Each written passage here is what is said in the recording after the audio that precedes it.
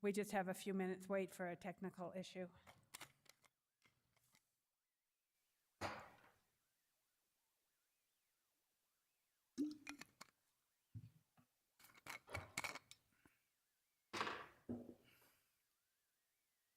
Okay, we're ready to go. Deputy Clerk? All right, take two. Commissioner Camila Bustamante, Present.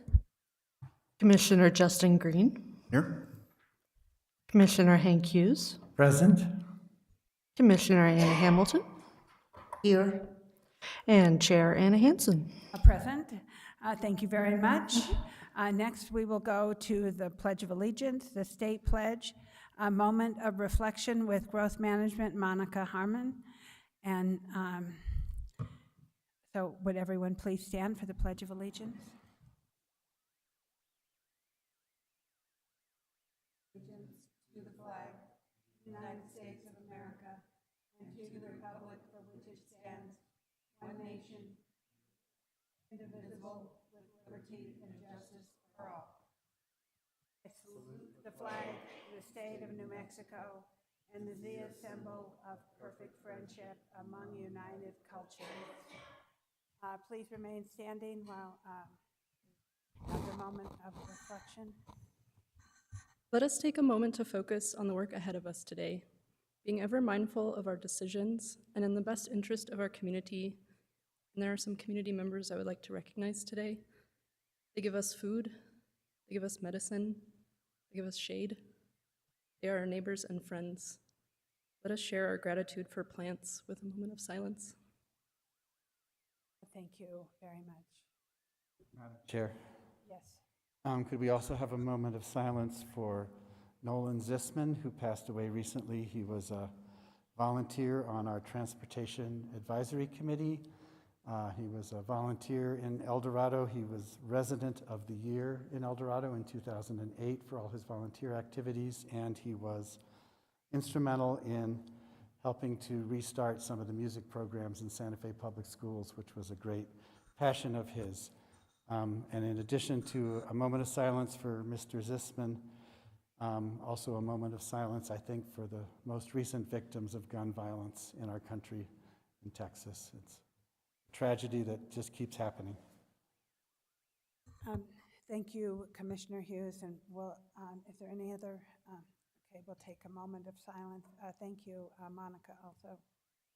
Madam Chair, if I may also ask that we take a moment of silence for those who were taken down by a vehicular homicide, migrants who were on the border and a vehicle went in and killed several of those people, that the violence in this country, for the silence, if we could have a moment of silence for those who've been victims of the anger in this country.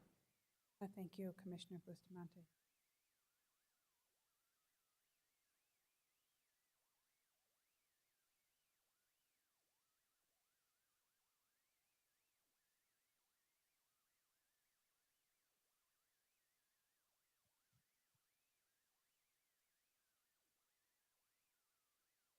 Thank you, everyone.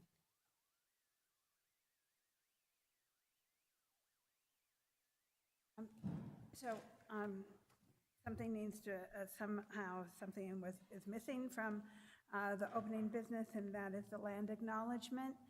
And so I want to acknowledge that this county building in Santa Fe County is on the original homeland of the Tewa people, who are also known as Ogapowogi Owenge, the White Shell Watering Place.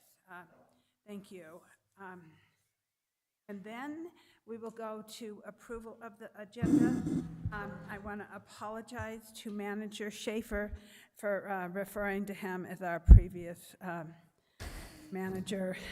I feel embarrassed, but I can't help but associate the budget hearings with our former county manager, Catherine Miller. So, Madam Chair, if that's the worst I'm called this week, then things are okay. Okay, great. In terms of the agenda, I wanted to apologize that the land acknowledgement wasn't included, and staff is working to make sure that our template agenda has that moving forward. In terms of the actual substance of the agenda, The initial agenda was posted last Tuesday, May 2nd, and the amended agenda was posted on Friday, May 5th at about 5:24 p.m., which is in excess of 72 hours before today's meeting as required by the Open Meetings Act. The caption was updated and packet material was added for consent agenda 4D, which concerns the donation of real property by the Rancho Viejo North Community Association for the Northeast-Southeast Connector. Packet material was either added or updated for agenda item 4E, 5A, 7A, 7F, and 8B. And in addition, items 1 through 4 were added to agenda item 12A, matters from the county attorney. Thank you. Thank you, Manager Schaefer. What's the pleasure of the board? Madam Chair, I move to approve the agenda as described. As Second. amended? Okay, so I have a motion from Commissioner Hamilton and a second from Commissioner Hughes. All those in favor, please say aye. Aye. Okay, the ayes have it. I am going to go on to approval of the minute meetings. Request approval of the April 5th Board of County Commissioners meeting, special minute meetings. Do we have any changes? I submitted some to the stenographer, to Karen. To the So- Okay, so Madam Chair, I move to approve the April 5th special meeting minutes as with the changes. Thank you. Second. Okay, I have a motion to approve from Commissioner Hamilton, a second from Commissioner Hughes. All those in favor, please say aye. Aye. Okay, we'll go on to the April 11th, 2023 Board of County Commissioner regular minute meeting minutes. Does anybody have any changes? Seeing none, what's the pleasure of the board? Madam Chair, I move to approve the minutes of April 11th. Second. Okay, I have a motion from Commissioner Hughes, a second from Commissioner Hamilton. All those in favor, please say aye. Aye. And last, we'll go on to approval of the April 14th Board of County Commissioner special meeting minutes. Does anybody have any changes? No, Madam Chair, move to approve.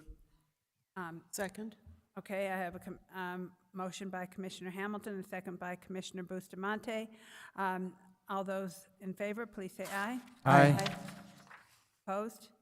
No opposition. All the minutes have been approved.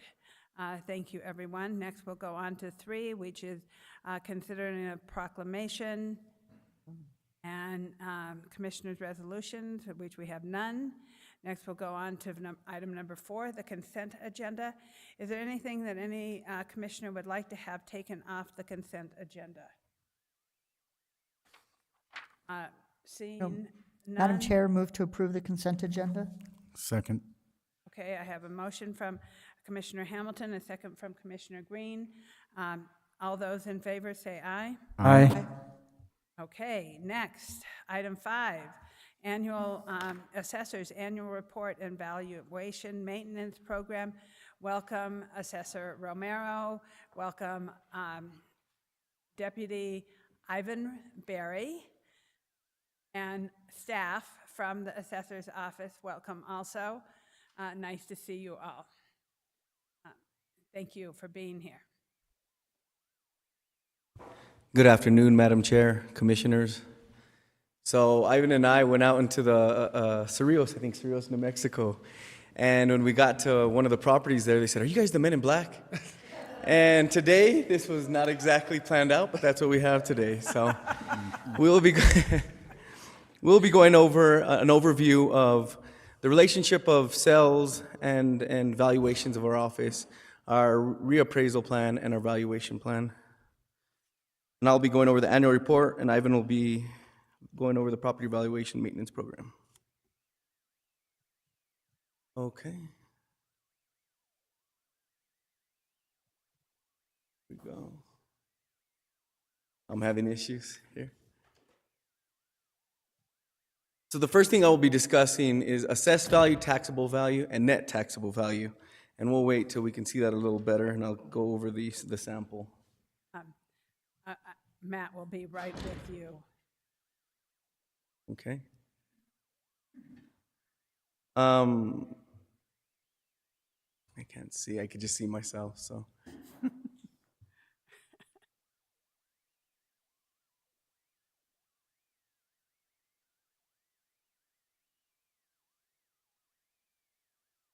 Well, I can talk about something real quick. I just want to thank and really highlight the abilities and the talent and the hard work that our office puts in day in and day out. These people in our office are very talented. They understand the market. They understand their job. And with vacancies, we understand how each position is very important and how they all contribute to everything that we do. And I just really want to state how great our office is, and those employees that work within our office, and those who helped put this together and helped in sending out our notice of values. Looks like we are a go, I think, or no.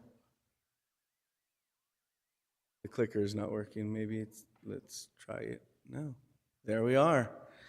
So if you look at the sample where it says example, it talks about there in the red on page 2, market value. So that's, when I'm expressing market value, that is the value that is captured based on data and sales information, and that is usually stored, in most cases, in our system that we call ProVal. That's our mass appraisal system, a part of our mass appraisal system. And market value is the value, again, that is derived utilizing the 3 approaches to value: the sales comparison, the income approach, and the cost approach. When you get to the assessed value for non-residential means that's vacant land or commercial. So non-residential property, their market value and assessed value are the same. But when you're talking about residential value, the assessed value is different than the market value, depending on when they purchased, right?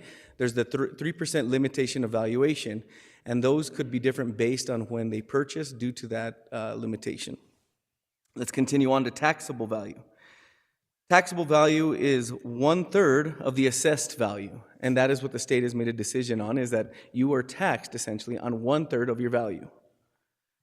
Then once you take out the exemptions, everyone's familiar, I hope, with the head of family exemption, veterans exemptions, and total exemptions in general. Once you've taken those out of the taxable value, you now get to net taxable. And that net taxable is what you would multiply times the mill rate to get your actual tax dollars to be paid. Let's go ahead and go to the next page. Now there's a whole lot of data here, and I don't want to take a lot of your time, but if you go down to, you look at the first part, it says there, prior year, 2022 and 2023. That is a snapshot of how we did 2022 and 2023. If you look at the subtotal for residential land, residential improvements, non-residential land, and non-residential improvements, for 2022, we had $9,499,787,114. And for the year of 2023, we have $10,683,199,567, which is a difference of 12.5%, roughly 12.5%. Personal property, if you get to the subtotal there, you'll see that we increased about almost 1% as far as for personal property. State assessed. So state assessed is something, it's property within our county that is assessed through the state because it goes through many county lines. And that state assessed has gone from 152 million roughly to 164 million. And that increased as well about 7.5%. That gives you a subtotal of everything at $9,746,689,758 to $10,942,498,996. So once you've taken out the exemptions, that there would give you the net taxable. And for the net taxable, we've moved up from 8 billion roughly, 8,694,115,450 to 9,690,983,956, which is a difference of 11.5%. Agricultural properties on the bottom left. This is just a caveat that I wanted to explain to you guys. Not a caveat. This is just a portion of taxation that I wanted to explain to you a little bit. So agricultural, if you choose to grow or produce something of sustenance to either sell or consume, you could, if you meet requirements, pay. You're valued at a what is the term? Special method. I'm sorry, special method of valuation. And of those accounts, we have 2,242 of those accounts, and 458,262 acres that are being valued at a special rate because of agricultural purposes. And the total reduction would be about 472,651,348. That just gives you an idea of how much is reduced due to the special method in the county of Santa Fe.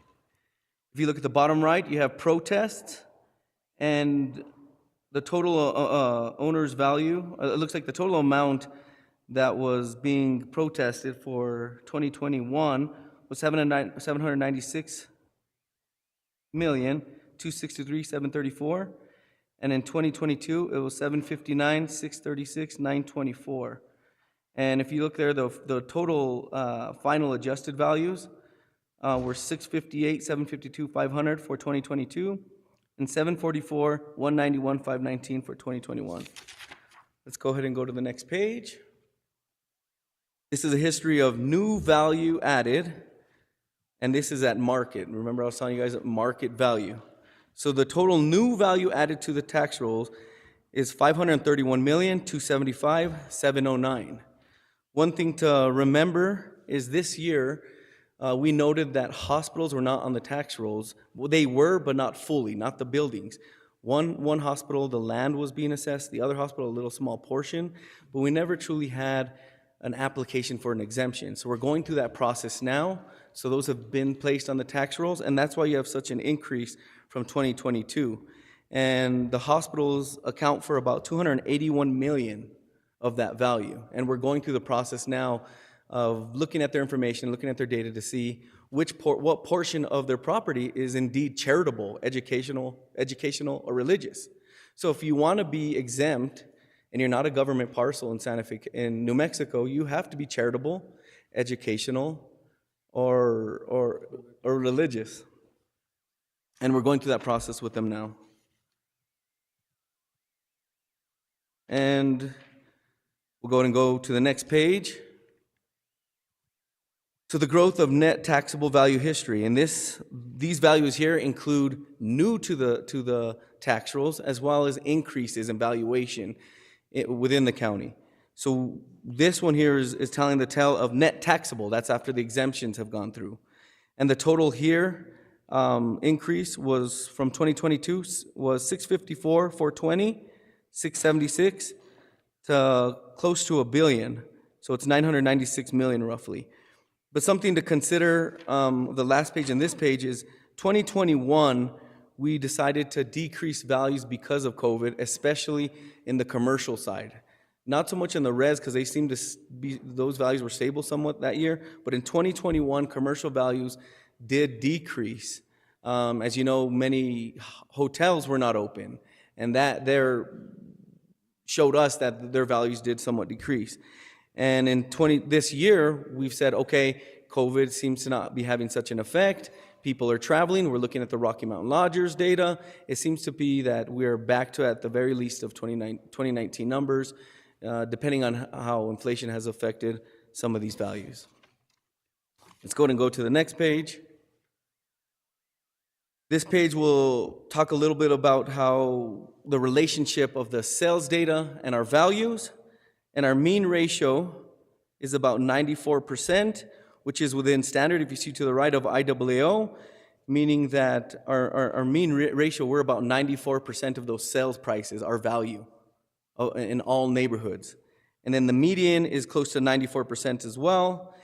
And when we look at the coefficient of dispersion and price-related differential, those are measures of conformity. And it looks like for the COD, we are somewhat 5% up or down from the middle range. Let's go ahead and go to the next page, which is somewhat of an explanation of COD and PRD, and to the next page, page 8. And this is these are representative of the permits that we receive within our office. We receive county, city permits, and we also receive permits from the state, and that's what our totals are, all those all together. If you look at all three of them, you'll see 2019. I wanted to give you guys an understanding of how COVID has affected our office and has affected the permits that we receive. And in 2019, prior to COVID, they were receiving quite a bit of these permits, and they're different permits for maybe for solar, for new additions, things of that nature. And in 2020, you'll see they decreased because of COVID, and they slowly have increased. So 2022, it seems to continue increasing. And what does that mean to us? That means if we continue to receive permits, that means there's new building in Santa Fe County, and we will then reflect that in our valuation once we've gone out to measure them and been able to place them on the tax rolls. Let's go ahead and go to the next page. So sales affidavits. So we receive sales affidavits for residential property. So these sales affidavits are reflective of residential sales affidavits we are receiving within our county. And we'll look at the top part where it talks about the sales affidavits in total with city and county. In 2019, we received about 3,694 sales affidavits or transactions that took place. And if you see 2021, there was that spike, right? Everyone knows that spike. That's when everyone was trying to sell. There was no, anything that was placed on the market for sale, it was gone in a heartbeat. We've started to see somewhat of a pullback in the market, and I think everyone was expecting that. Is the recession coming? Are we in a recession? Well, I can tell you right now, as far as sales affidavits, we have decreased as far as the amount that we've been receiving for the city and the county, and they're reflective of that as well. Let's go ahead and go to that's the second to last page, page 10. And there we're talking about total residential value has increased 8%. Total non-residential value, as I spoke earlier, is vacant land and commercial has increased 24%. And that is due to us decreasing values in 2021 and now increasing them back to where they should be per the market, and something the state asked us to do as well. They said, hey, it looks like the market is coming back. We said, okay, we'll take a look at it. And it seems like we are there. We are reflecting what market is calling us to do. As you know, sometimes it's hard for us to get market information for vacant land and commercial because you don't have to fill out an affidavit per state statute for vacant land or commercial. We tried to get something passed this past year in legislation. It died. So total net taxable value has increased again 11.5%, and total new was increased about 52% from last year. We can go to the last page and we'll talk a little bit about our accomplishments. So our first accomplishment is customer service presentation in Boston. It's We Value, ways to provide 5-star customer service to internal and external users. We presented out in Boston, and we gave examples and ideas of how we are offering great customer service. So that was something that we were all involved in, not all, but Ivan and I and others that are here with us today. The second is IAA Award we received on Tuesday, August 30th. The Office of Santa Fe County Assessor was announced as the recipient of the 2022 International Association of Assessing Officers Distinguished Assessment Jurisdiction Award. Representatives received this award while attending and presenting during the 2022 IAAO Annual Conference in Boston. This award was received due to many technological advancements that have been implemented to better serve the greater Santa Fe community. And so we went out to Boston, we presented, and we did receive this award. The next thing it states here is we worked with the county land use to request vehicle identification VIN information for new mobile home placement permits. So when a new mobile home comes into the county and they get a permit, well, they then have to state, hey, this is the VIN number of this mobile home, because they're very hard to track. We aren't able, sometimes it's hard to even find the VIN number in a mobile home, and sometimes they're in the cabinet, sometimes they are on the tongue, they're in different places. So if they can let us know ahead of time, this is the VIN number, then it's easier for us to value. Mailed out the notice of value on April 1st. For me, I think this was important because this is a reflection of how the assessor's office has been planned and has been operating, to where you have 2 new guys come into the office, not exactly new, but new in management and managing the office, to where we didn't skip a beat. There were other counties that weren't able to mail out April 1st. They had to mail out in May, and they asked for an extension, and we were able to mail out on time because of the help of the employees that we do have in the office. They did not skip a beat. Goals. Let's go ahead and go with goals. So reappraisal plan review, we moved it from a 3-year to a 4-year. Statute states we have to be at a 5-year plan. We found that a 4-year plan is a little more advantageous for us than a 3-year, because it seems like we could spend a little more time on taking a look at some of these vacant parcels and say, hey, what's going on with this? Does it have some issues with elevation? Do they have issues with flooding? And we're going to try to spend a little more time on what we've captured, and if that's correct, by adding 1 more year from the 3 to 4 years. That's very important to us. And something that we've thought about is, as Ivan and I came in, is we want to focus more on the fundamentals. We want to focus more on, hey, I know we've done so many shiny things, but do we need to go back and make sure some of these screws are tight in, make sure we're still following some of these old processes on the stuff that we have to do. And I think sometimes when you have a successful office, and maybe I'll go back to a video I saw, because my son plays soccer, and I'm always looking at soccer videos, but they're talking to a soccer coach who came to a new team, he's coaching a new team. It's not a new team, but he's coaching a team that was pretty successful. And they asked him, what is your plan to continue that success? And he said, really, what I truly want to do is I want to get back to the fundamentals, and we'll build from there. And that has been the thought of ours collectively within the office. We'll continue on. Improve process in place for optimal quality assurance, reviews, and audits. We just want to make sure everything that's going out from our office, that quality control is taking a look at, as well as the chiefs. And we're sending out good information and great information. And we're trying to, we're using something called SQL to search and to see, does this combination look right? Why do we have 2 exemptions on this property or on these properties? And we're really trying to find ways to where things don't make sense, so we can find those mistakes, right? We're not a perfect office. We're not. And we're going to send out some accounts where, hey, we didn't mean to do that. So we're doing our best now to find new ways to find those issues. Improve collaboration with elected offices and elected officials and commissioners. I'm not sure if you saw the front page, Madam Chair. Did you notice that the Santa Fe County logo was there? All right, that was something you requested last year, I believe. I noticed it immediately. Okay, And I was going to okay. recognize and thank you for that, because Yes. I completely appreciate that. But I noticed it immediately. Okay, I just kind of let you do Okay. your presentation, but I am grateful. Okay. And that's just the point of that bullet point is we're trying to work with the Treasurer's Office. We'd have initiatives where we've been on the radio together. Commissioner Green, I'm thankful he's gone out to the public with us to Poake. So when we go out, we're not going alone. There's been many times where we are out in the public and they say, hey, why isn't the commissioner here? Why isn't the treasurer here? And we've been able to do that as a joint effort, and I think it was successful. For some of, in numbers isn't always what I view success. The way I view success is, are we available, right? Thank you for inviting me. Yeah, you got it. You got it. Data cleanup efforts to establish better conformity with assessment and mapping data. And some of that has to do with some of the work that we're trying to do with GIS and with URL. And we spoke a little bit about that yesterday.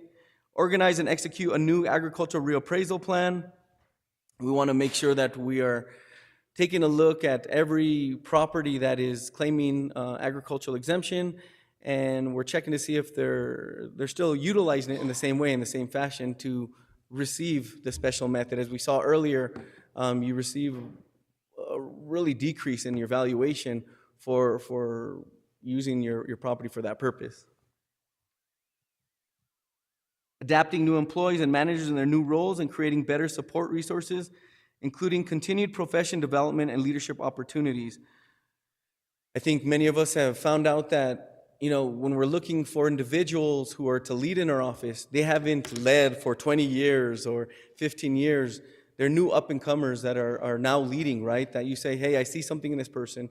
They have what it takes to lead, and now we just need to develop them, and that's what we're making an initiative of, making sure we develop those young leaders. And what I mean by young is those leaders who haven't been leading for a long time. So making sure they're feeling supported and we give them everything they need.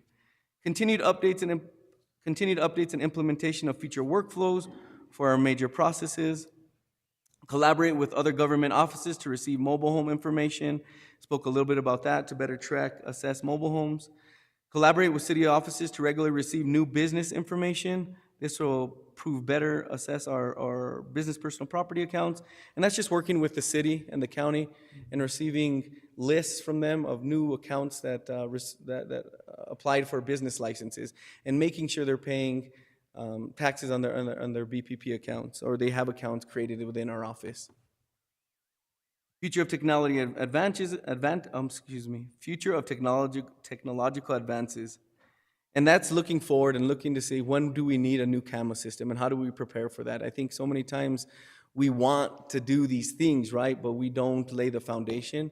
And that's really us taking a look to see, what exactly do we have? Are we collecting the correct data to be prepared for that transition of a new camera system? And a camera system is the system that we utilize to mass appraise all accounts. And ours is about 15 years old, so. Recruitment and hiring to become fully staffed for optimal performance. We've had some movement on that. I think we have maybe 3 or 4 positions that are still open. GIS, and I think the county as a whole, we are doing our best to find out if the compensation is correct for those GIS techs, and they're taking a look to see if that needs to be changed. So we're hopeful that that is being done at the moment. Collaborate with Santa Fe Public Schools to attract student interns. There is a program with Santa Fe Public Schools that I think would be kind of cool and is going to be kind of cool as we work with them. It's a scenario where they work with our office, they're paid by Santa Fe Public Schools, and they're graded on how they're performing in our office based on the information we give their teacher. So if we tell their teacher, hey, they need more help on effort, or they need more help on being on time, or applying themselves, well, they give them ideas and understanding of, what they can do to improve, and they do get a grade at the end of the day. Collaborate with land use to create processes for valuation of short-term rentals. I know that's been a huge subject lately, short-term rentals. And we didn't have enough information this year to make any changes with short-term rentals.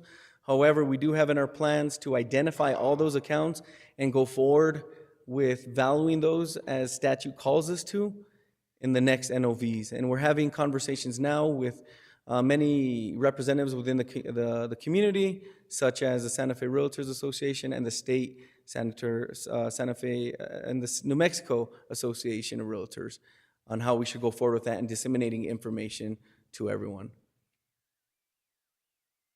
Complete website upgrade to include conversion of paper forms, electronic and fillable forms for use by the public.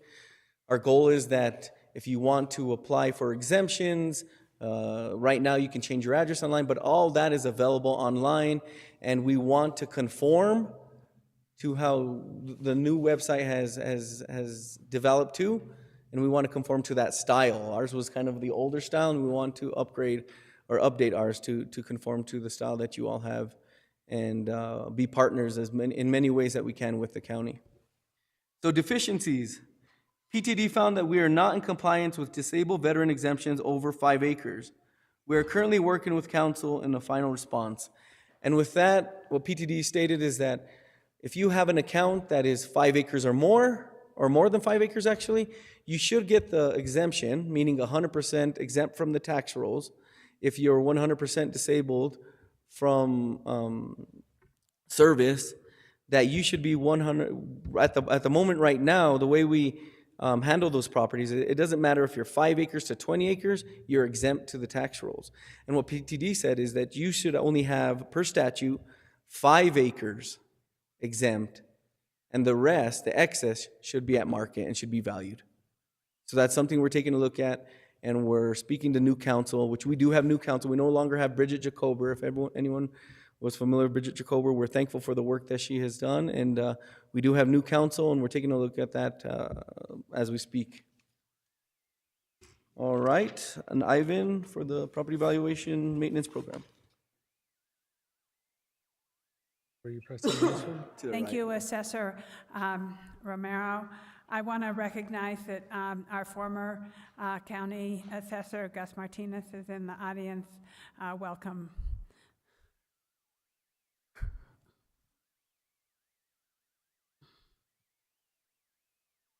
All right, so I'm getting ready to load up the property valuation maintenance program document. And so hopefully you're able to see that on your screen here pretty shortly. All right, so what I'm gonna do today is I'm gonna be talking to you about our valuation maintenance program. I will try to take this at a 30,000 feet attempt or approach because there's a ton of information as to what this entails. Isaiah covered a ton of information too, so I'll try and be efficient with the time that we have here today. So I'm gonna go forward to page 4. We have a preface. I'm gonna go ahead and let you guys read that on your own if you'd like. However, I'm gonna jump to page 4 and kind of get into the meat and potatoes of what we're here for today. What is the purpose of our property valuation program? So the Office of the Assessor has a statutory obligation to determine valuation for all properties in Santa Fe County. And we're also expected to implement a program updating property values so that current and correct values of property are maintained. The property valuation program components, there's 2 essential components to our program, and that is the valuation and maintenance of data for all property, as well as the reinspection of all taxable improved real property every 3 to 4 years. So as Assessor Romero mentioned, we are on a 4-year cycle. We have taken the quality into consideration when going this direction. As Assessor Romero discussed yesterday, our operating budget, we have 2 basic funds. We have the 101 fund, or the general fund that we operate from, as well as the 203 fund, or also known as the 1% fund, or the county property valuation fund.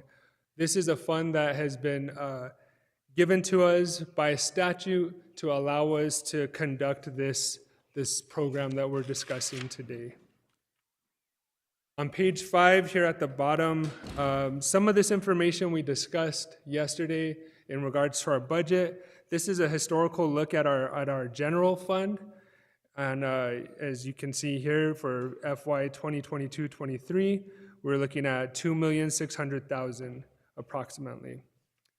On the next page, we also have a historical bar graph talking about our 1% budget, as well as a cumulative budget history for both of those budgets combined. Again, I know we talked about this yesterday, so I don't want to take up too much time. However, if you would like to see the information, it's there for your viewing pleasure.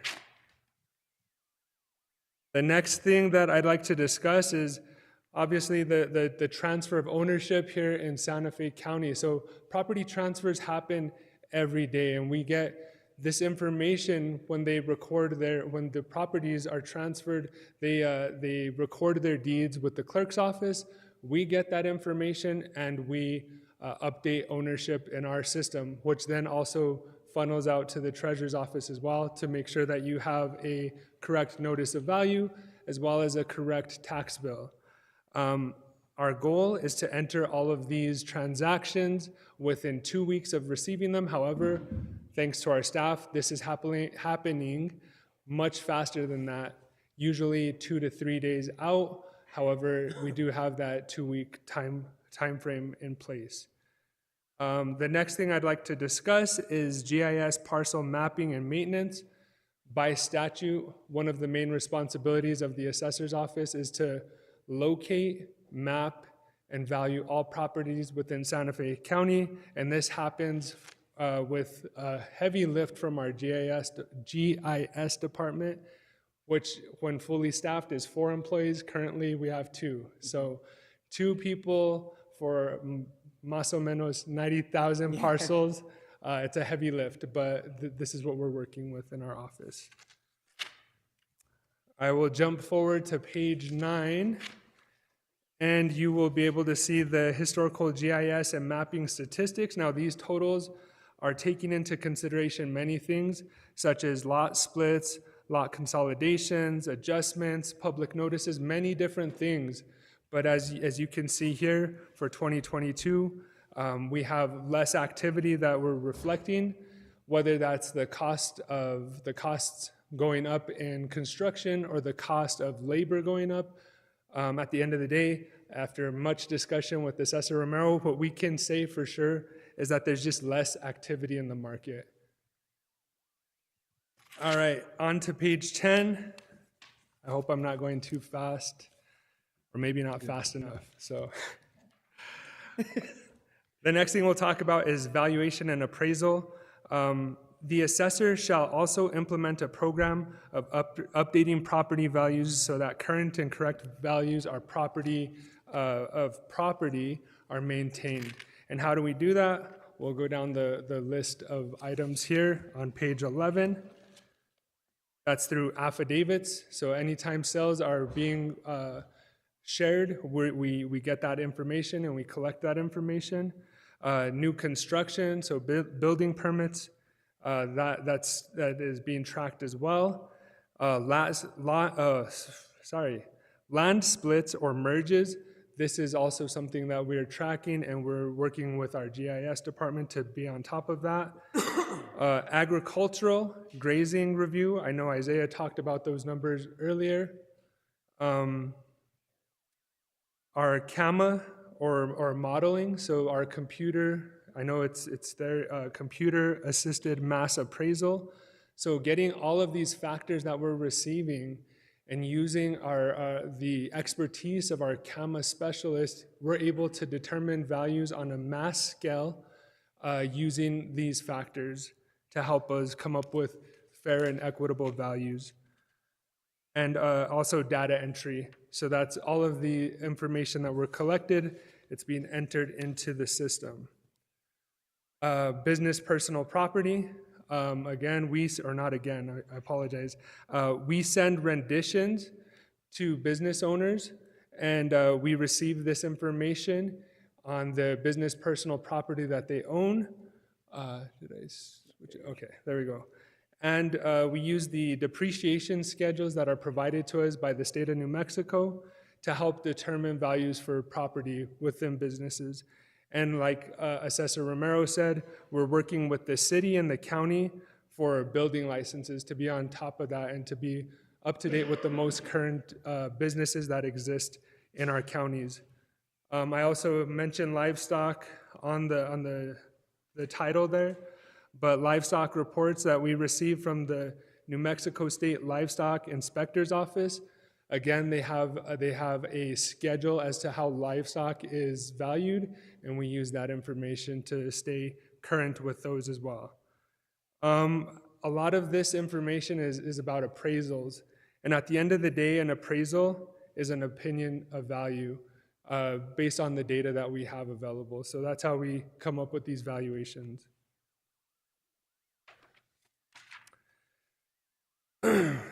On page 13, you'll see we come up with our values based on the 3 approaches. I know Assessor Romero mentioned this already, but we have the sales comparison, the cost approach, and the income approach. Now, this is how we determine values using these 3 different approaches. The next thing I'd like to talk about is once we get this information, we do have a quality control who looks over this information. And quality control works in conjunction with the chief appraisers as well as the CAMA specialists, CAMA specialists, as well as the systems programmer, and they check for errors. Now, after that's done, lists are provided or compiled by the chiefs, lists of problems that may have errors, and these lists are now delegated to appraisers who go out into the field, and they check to make sure that everything is good, or if anything needs to be updated, that's updated. Once we feel good about the data that we've collected, we can deliver that data to our print service, and they send out your 90,000 notices of value. So we are on the other side of that currently on the schedule right now. And like Assessor Romero said, we're extremely happy because walking into this year, that was something that was necessary for us to do by statute.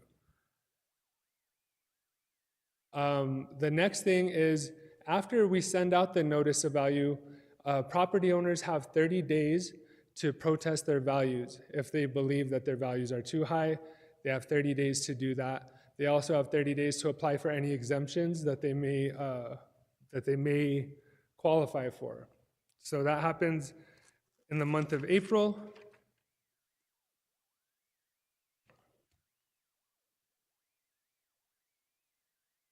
After that time is complete, we begin our protest season, and we have informal protest hearings and formal protest hearings. And this is to help property owners resolve any valuation discrepancies they may see. We have different, that's the way that works out. Now, on page 17, you'll see in the middle of your page the historical protest data, and this is the quantity of how many protests we have received over the years. I will say that 2023 is not listed here, but what we are seeing is that we are closer to our 2019. We're closer to our 2019 number, which shows, people are getting back out there and they're protesting their values. So we have about 1,600. You'll see an exact number next year when we do the same thing again. So the next thing I would like to talk about is something that Assessor Romero already touched on, but staffing. We're at a better place. I believe at the beginning of the year we were down 8 employees, and we're closer to reaching our goal of being fully staffed. And we're working on different initiatives to be able to recruit qualified employees. Anyways, we are trying to recruit qualified employees, and as well as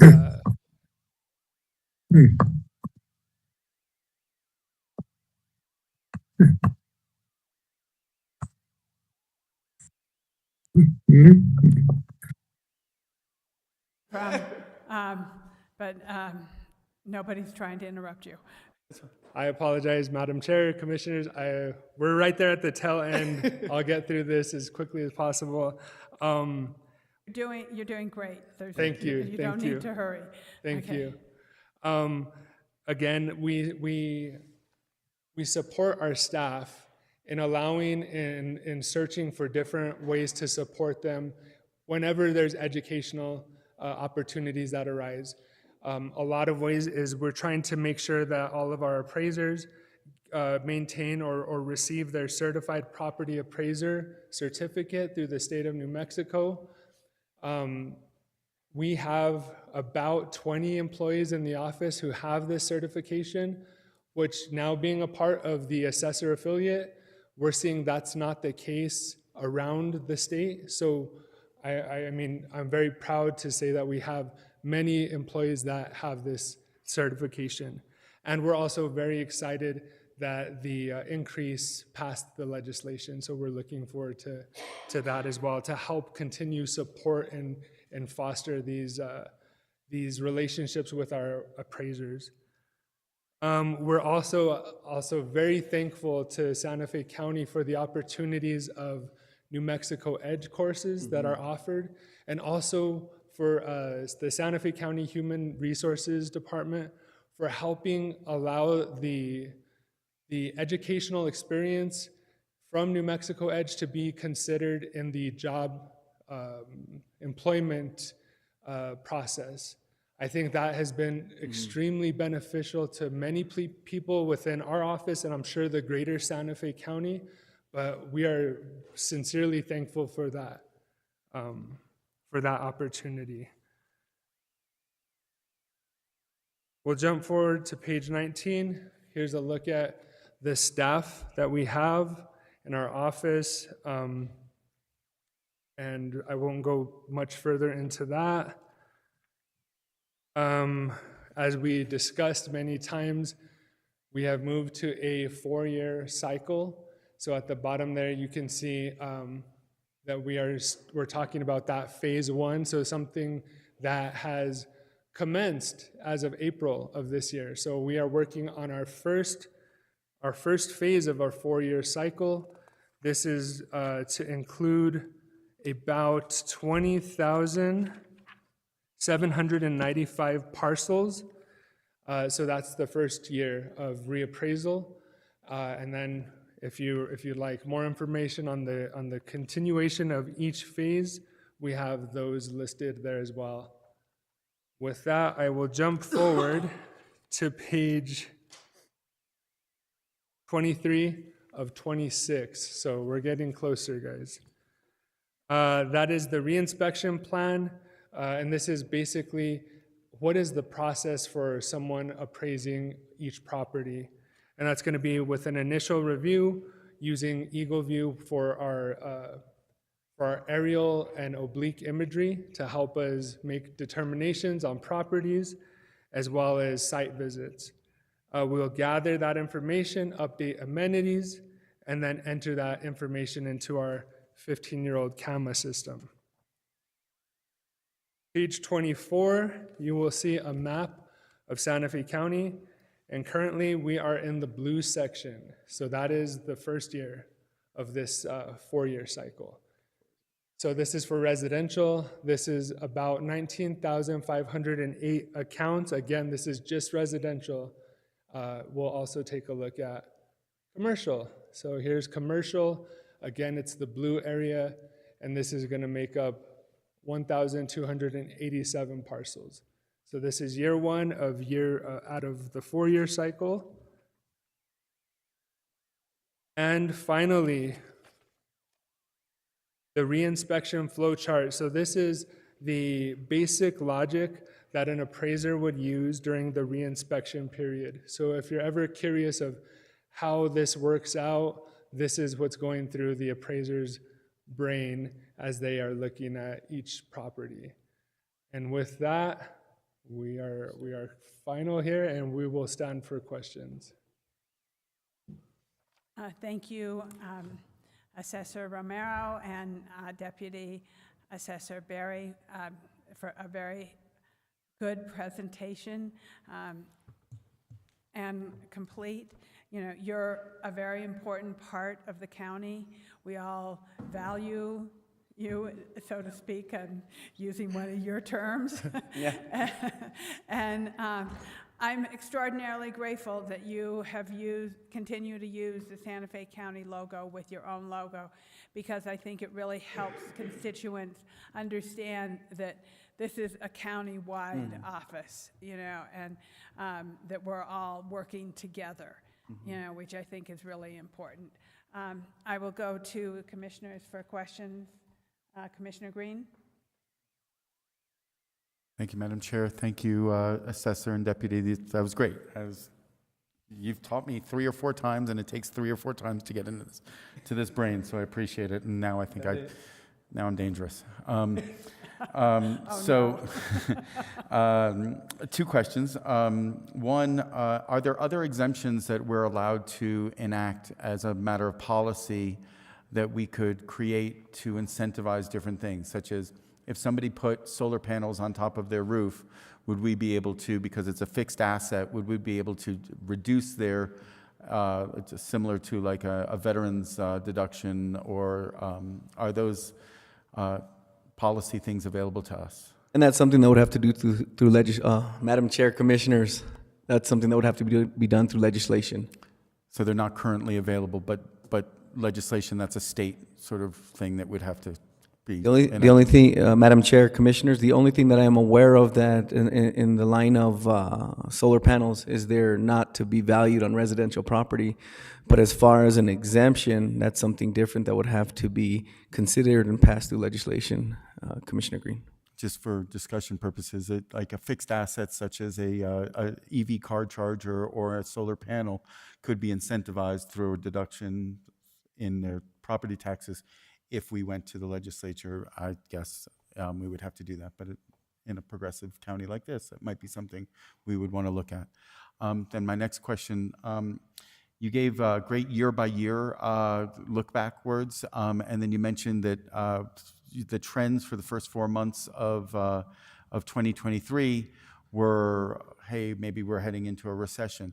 Are you able to pull a first 4 months year to date for maybe the last few years so we could see what you're seeing? Not necessarily a complete year, but we're now 4 months into 2023. So if we saw 2020, first 4 months of 2021, first 4 months of 2022, first 4 months of 2023, you would be able to see those sort of up-to-date numbers for some of those trends on valuations and numbers of sales, things that might show some. Madam Chair, Commissioner Green, some of the data that we could follow quarter by quarter would be something like building permits or affidavits. But as far as coming up with an idea of all the data, how it comes together, that is something we do towards the end of the year or the following 1st of January. And that's when we come up with that information, because as we capture it, that's when we put all that information together. But as far as sales information, but we could capture that information as far as building permits as well as affidavits. If you'd like to see that info, we can try to see if we can get those quarter by quarter for you all, if that's what you'd like to see. I know we meet monthly with Deputy Manager Leandro, and we have great conversations on the economy and as well as what we're seeing. So we can discuss that, and he can maybe share that with you, or if you'd like to meet with us, we'd love to have you guys in our office at some point, each and every one of you all. Thank you. I can see Deputy Manager's tail wagging when you talk about economics. So it's and it's good information for all of us to know, especially now that we're hiring an economist to have to be like really as up to date as possible. But thank you. This was great. Madam Chair, Commissioners, yeah, we did work in conjunction with Leandro in taking a look at that information, that data. He asked us for our opinion, not just mine, but many of the opinions within our office of the great minds that we have in our office, right, that do follow the data, who do follow the economy. The CAMA specialist, he's one of the guys I look to that showed me a lot about appraisal. And what he's always taught me is you want to look at the market as if you're a player in the game. You're a player in the market. Understand and know the market as if you are in the market, because it allows you to feel the market and see what's coming and see what's happening. So there are many people within the office who do follow it very well and love that type of work. And again, just another example of how specialized the people are within our office, Commissioner Green. It's great. Thank you for the information and reminding me how to see what you do. Thank you. Thank you, Commissioner Green. Are there other questions from the board? Okay, I am really grateful that you use EDGE classes. I think it's really important. They're a valuable tool for the county and for each office, and I think that it's important that we take advantage of those that's been created for our well-being, so to speak, and how much it adds to the quality of life for people to understand how county operations work and the many benefits that the EDGE classes have to offer. Madam Chair, I'd like Ivan, I always put him in the spot, so poor guy. I'd like to put him in the spot so he could give a little bit of his opinion and his experience in New Mexico EDGE. Yeah, absolutely. So at the beginning, when I first started with the county, this is something that was offered, is to be able to learn more about how government works through New Mexico EDGE, and to see that they have, I don't want to say incentivized, but made it hold some kind of weight in getting these certificates. I hold a certificate, certified public official through New Mexico EDGE. I was working to get my manager, but it's been very, very beneficial to me as an employee. And now with that weight that has been allowed by everyone here, as well as, again, human resources, It's awesome to be able to provide another alternative form of education to the people who are looking to become leaders within our office. And so we're extremely, extremely grateful. And I am speaking from my heart when I say that, honestly. So thank you. Thank you.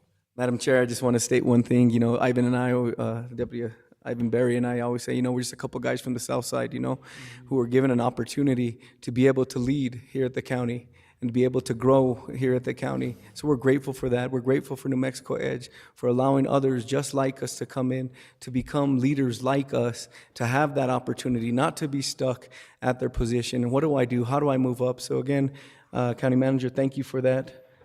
Human Resources, Sonia Quintana, thank you for that. And we're just grateful for that. You know, we're able to speak to others first person on how you can move up within Santa Fe County and become a leader. And I have to say, I think it's good for everyone, including the leaders up here on the dais. I think that I know when I've attended EDGE classes, I know that employees of the county are always grateful to see that the commissioner is also attending these classes alongside them because it brings camaraderie and support. And so I think that those are really important skills to also have.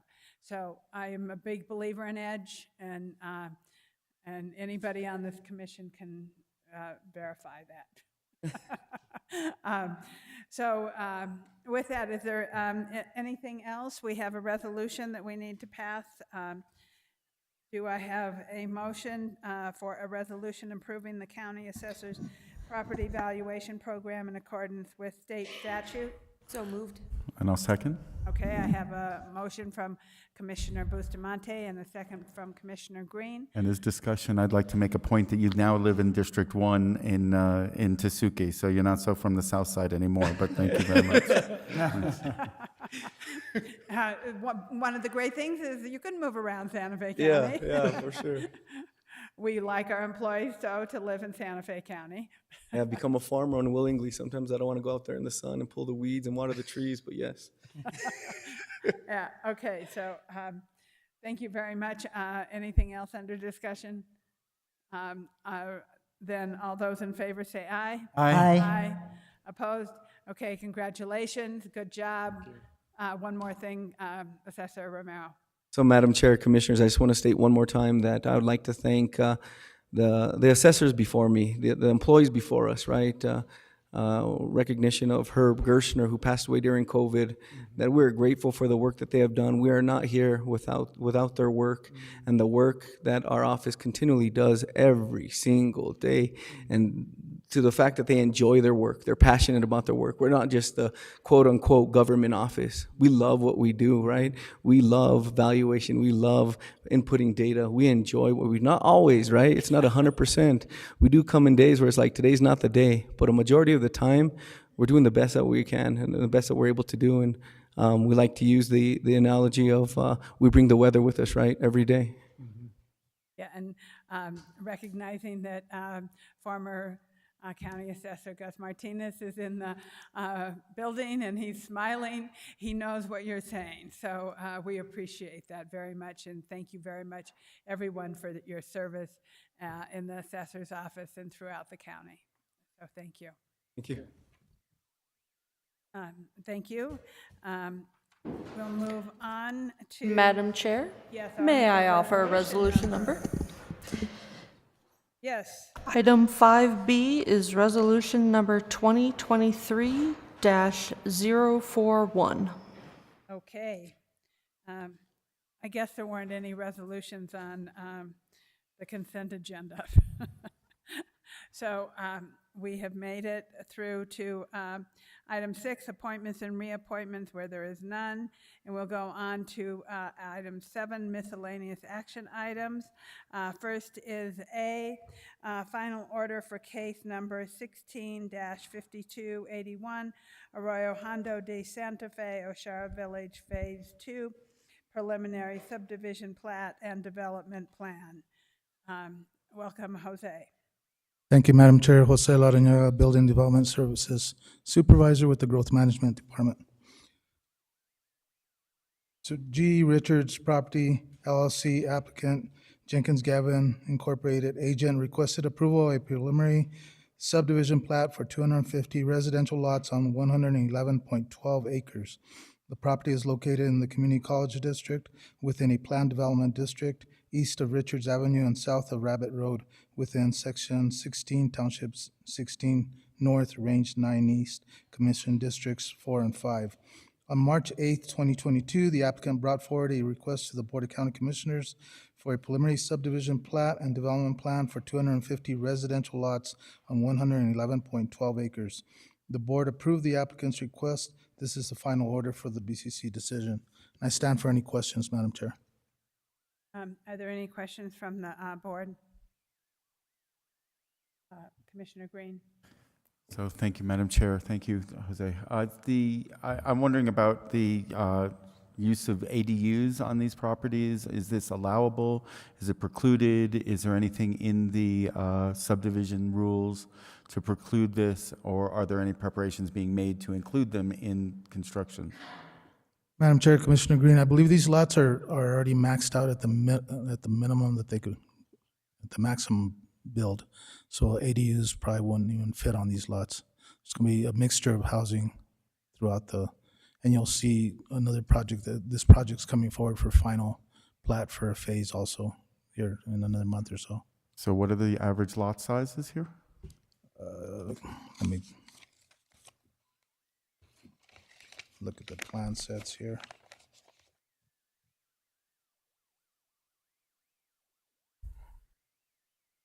And the agent for the applicant is here also, if you have any questions of her.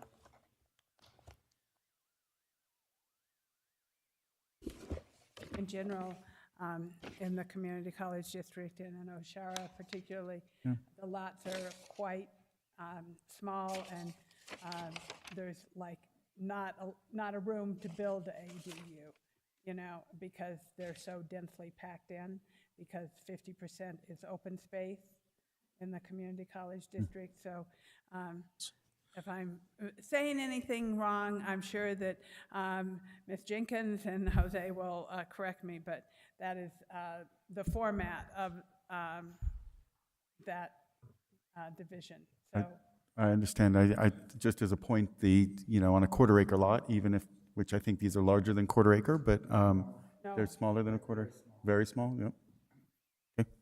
Madam Chair, Commissioner Green, I don't have the exact lot size, but Madam Chair is correct. There's a 50% open space, and so you just look at the math, and 250 units on 111 acres plus 50% open space, so it'd be on 50 plus acres, 250 lots. Okay. and I do understand your concern for ADUs, and in many situations, that might be appropriate, but these are such dense, tiny lots to begin with, that there's no room to build an ADU. I've lived on a tenth of an acre with an ADU as well, so it's pretty easy to do even at a small scale. But I understand this is just something to look forward to in the future. That the ADU solves our rental housing problem and creates a model that is great for next generational housing and a variety of issues that we face right now. And the single family house model is really made for maybe an unaffordable class of that this doesn't solve our affordability or our rental issue. So thank you for hearing me out. Thank you. Any other comments? Commissioner Hughes or Commissioner Hamilton, would you like to make a motion? Thank you, Madam Chair. I'll make a motion to approve the final order. Second. I have a motion from Commissioner Hughes, a second from Commissioner Hamilton. All those in favor, please say aye. Aye. Opposed? All those in favor, the ayes have it. We'll move on. Next, we'll go to the final order for case 1554, La Entrada final plat for Phase 1, subdivision, sub-phase 4, Universe Rancho Viejo. Welcome, John. Nice to see you. Thank you, Madam Chair and Commissioners. John Lovato with Building Development Services. Univest Rancho Viejo applicant Jenkins Gavin, Colleen Gavin agent, requests final plat approval for sub-phase 4 of Phase 1 of La Entrada residential subdivision to create 49 residential lots within a previously approved 404-lot residential subdivision. The property is located within the Santa Fe Community College District Plan Development District between Avenida Camarones and Camino de las Rositas, north of Rancho Viejo Boulevard and west of Avenida de Sur within Section 19 and 20, Township 16 North, Range 9 East, Commission District 5. On November 15, 2022, the applicant brought forward a request to the Board of County Commissioners for final plat approval for Phase 1, Subphase 4 for 49 residential lots on 16 acres. The board approved the applicant's request. This is the final order for that BCC decision. And in your packet, you will find a final order, vicinity map, staff memo, and plan sets. Thank you, and I stand for any questions you may have. Commissioner Green? I would ask the same thing about, is there anything precluding ADUs or encouraging their development during development? Madam Chair, Commissioner Green, there is not. These lots were created prior to the SLDC, where ADUs were not asked for at the time, and everything was based off the base density of a hydrologic model. As much as the SLDC does the same, but in this request, there is no ADUs. Great, thank you. Any other questions from the board? Commissioner Hughes? Yeah, I think it would be interesting to know what I know that probably 50% of the area is open space, but what's the density of the housing then? Is it? Madam Chair, And Commissioner since Hughes. the developer's here, he might know if you don't know. So the property lies within the community college as discussed, and the base density is 3.5 dwelling units are the required minimum. These average lot sizes range from 0.1 acres to 0.6 acres in size. So it's a 3.5 acre minimum. So 1/10 of an acre to 1/2 an acre, roughly? A little more, correct. Yeah, okay. Okay, I noticed in the, just in response to Commissioner Green's question, in the final order, condition number 5 says that accessory dwelling units are prohibited on these lots. So we're actually prohibiting them in this case. And probably because the lots are so small in some places, that might make sense. I suppose the 1/2 acre lots could have accessory dwelling units. From what I'm hearing from the commission, this might be something that we need to address in the SLDC, because I don't think this is a subdivision issue. I think this is an overall SLDC issue. No, thank you, Madam Chair. I was not suggesting that we would make any changes to this here. I think it's just interesting to discuss because there was a law proposed in the legislature to require every lot to allow accessory dwelling units, no matter the size.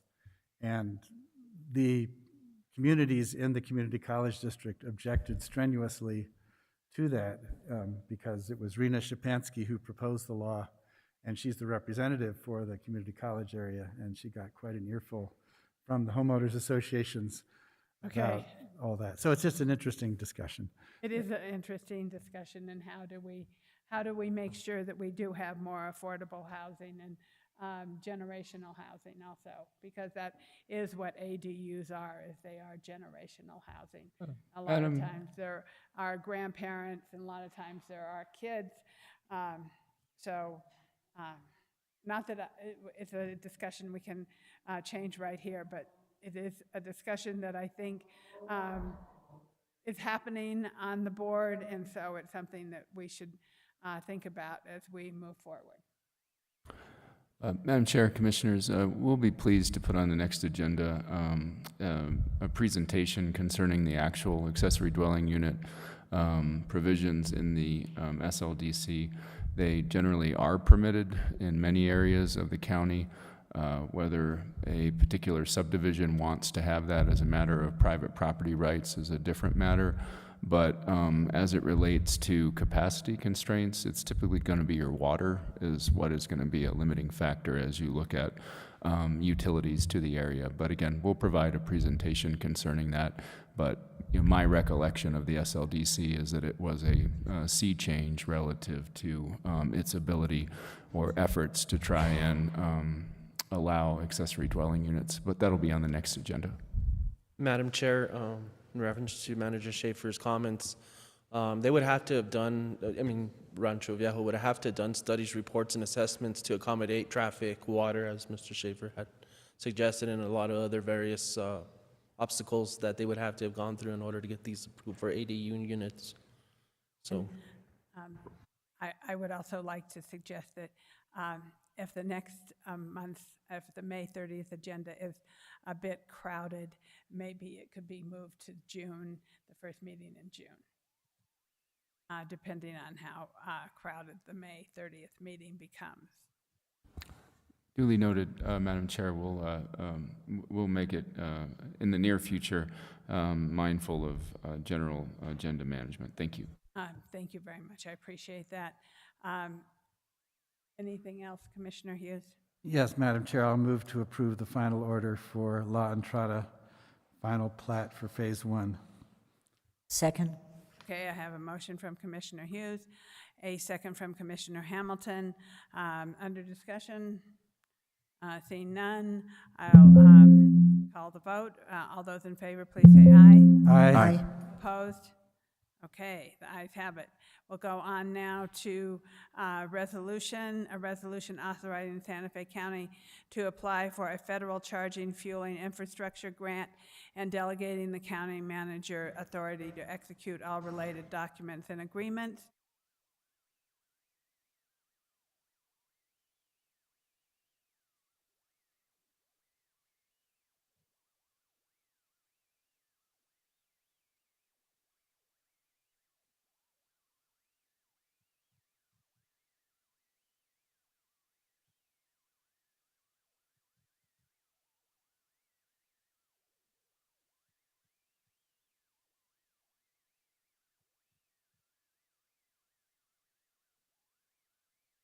Okay, so the grant is approximately $700 million, and it is available. This is going to come from no financial burden to the county.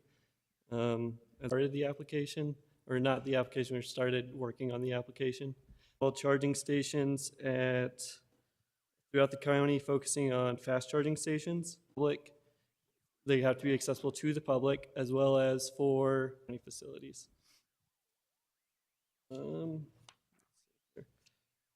EV transportation and building in, we are currently working with the North Central New Mexico Economic Development District for grant writing assistant. And I will stand for questions. Commissioner Hamilton? Yeah, I mean, it's a great idea, and to apply for the grant. Would charging stations have to be on county property? They do not. This grant opportunity is funded for the next 5 years. So we are going to be using this opportunity fleet plan to transition to EV charging, or to EV. Right. So we're going to be areas. That's a great idea, and one of the few county buildings that are distributed all over the place are fire stations, which is to respond to vehicles. But exactly. Anyway, great idea then. Thank you. Thank you, Commissioner Hamilton. Commissioner Green? So thank you, Taylor. We've discussed this a little bit, and part of the concept that we've talked back and forth about was to distribute these at county facilities, of course, but also to potentially be sort of a clearinghouse for creating a program for private property owners to apply to a county program that they could then have, instead of them having to apply to the feds, that we might be able to over-apply and get 10 that we would then be able to, if they provided the match, be able to then have installed at their restaurant or shopping center or other places that are not necessarily only community county facilities. And since it's no money out of the county's pocket, there's not an anti-donation clause, but there's a federal incentive for this, so there's an opportunity to do that. Do you know about how many you think you're going to be applying for? And Currently, we are discussing anywhere between, I would say, 17 or less sites. And all DC fast chargers? DC fast chargers in majority of the sites. I will say, all of this comes with stipulations. We are in current talks with utilities, and a lot of that is dependent on how much of the infrastructure it would take to get the DC fast chargers into those sites. That was going to be my concern, to not worry and make the perfect the enemy of the good, and make sure that you get a charger as opposed to just a fancy DC fast charger, which is great. We definitely need those. I would look at senior centers as well.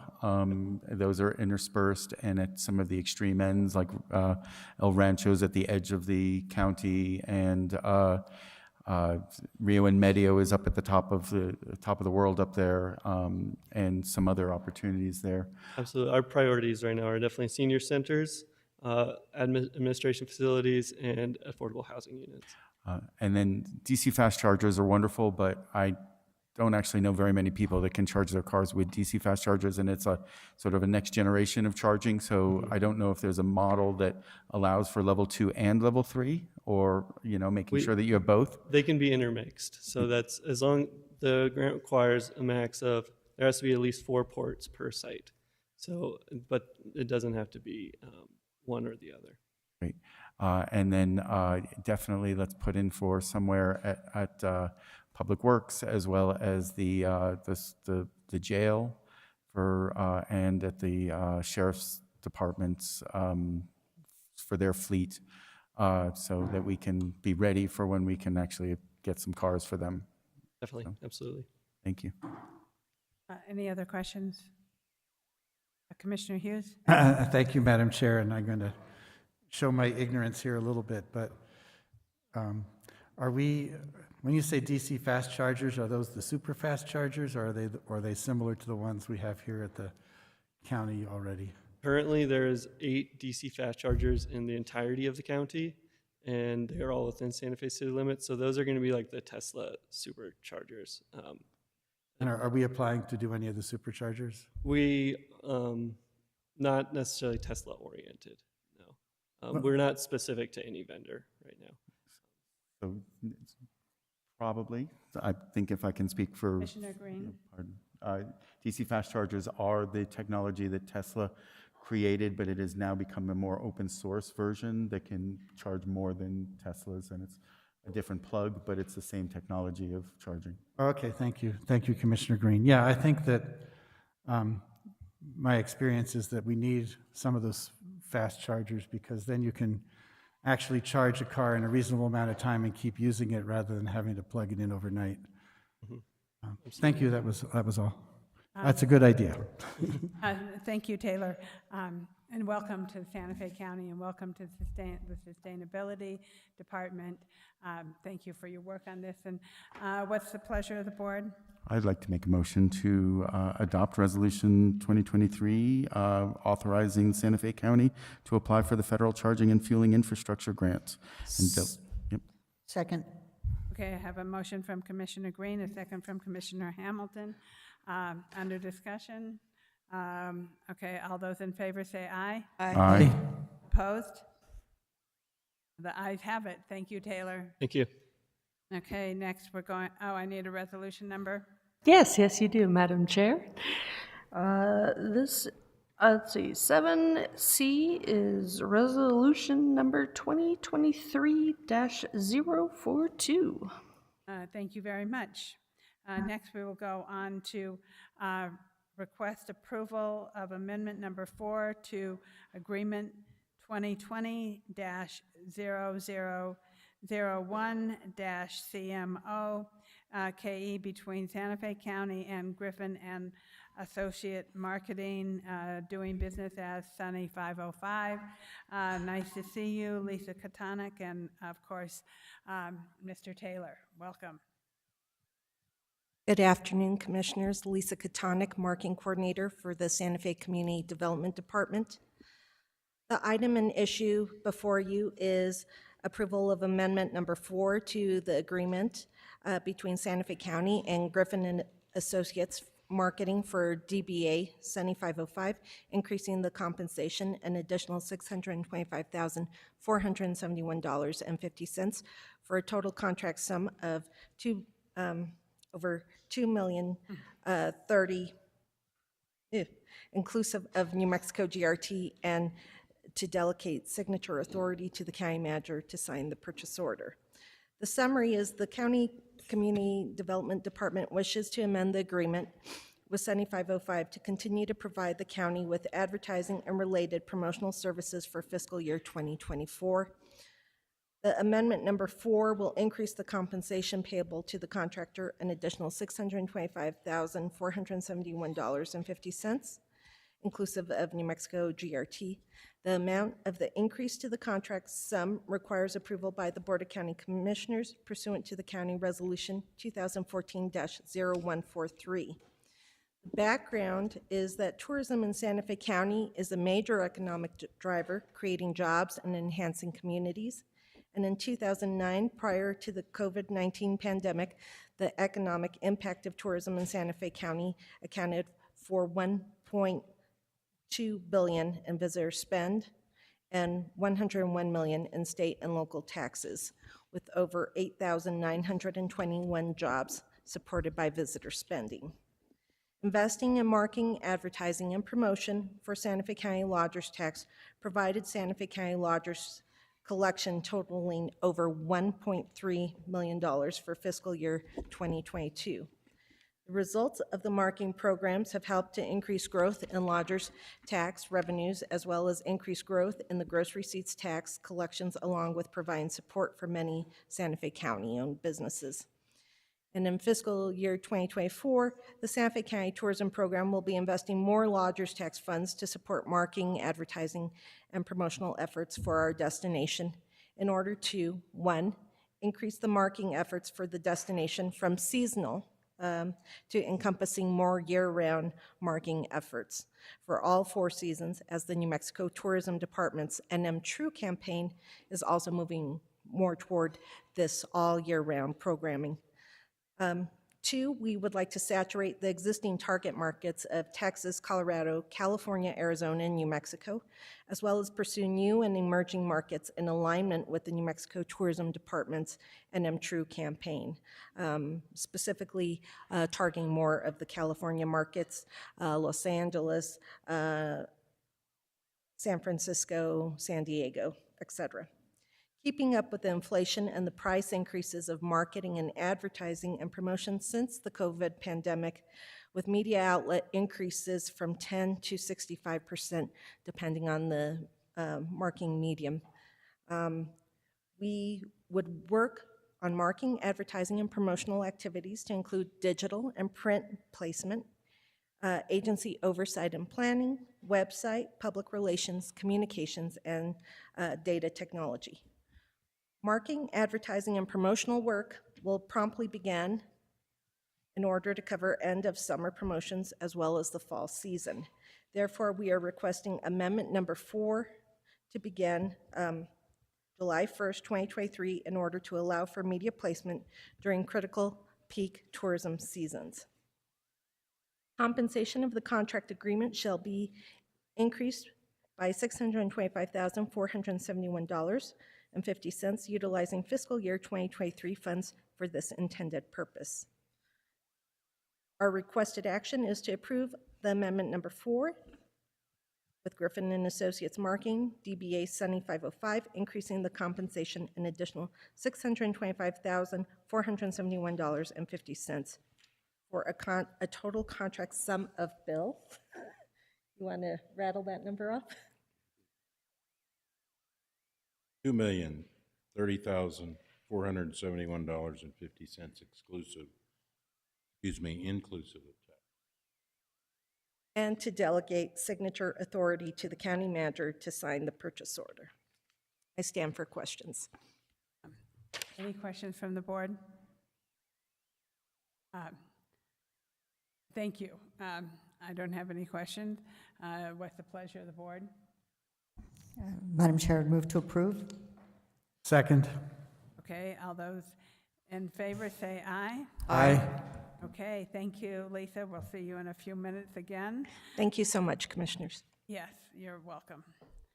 Next, we'll go on to a resolution authorizing the county manager to sign all documents necessary to execute a new lease to replace lease number, am I on the right one? Yes. Agreement number 29 between Santa Fe County and Youth Shelters and Family Services, and to authorize the submission to the New Mexico State Board of Finance for approval. Hi, Scott. Welcome. Good afternoon, Madam Chair and Commissioners.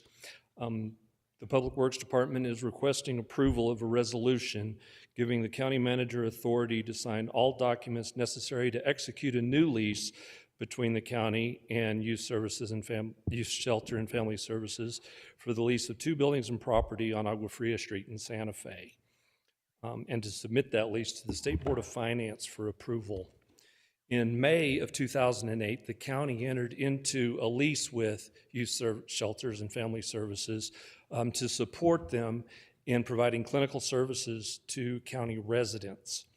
Originally, staff had prepared an amendment for you to approve today, but the Department of Finance informed us that the Board of Finance could not approve that amendment because the original lease had not been supported for Board of Finance approval, and they could not grant that approval retroactively.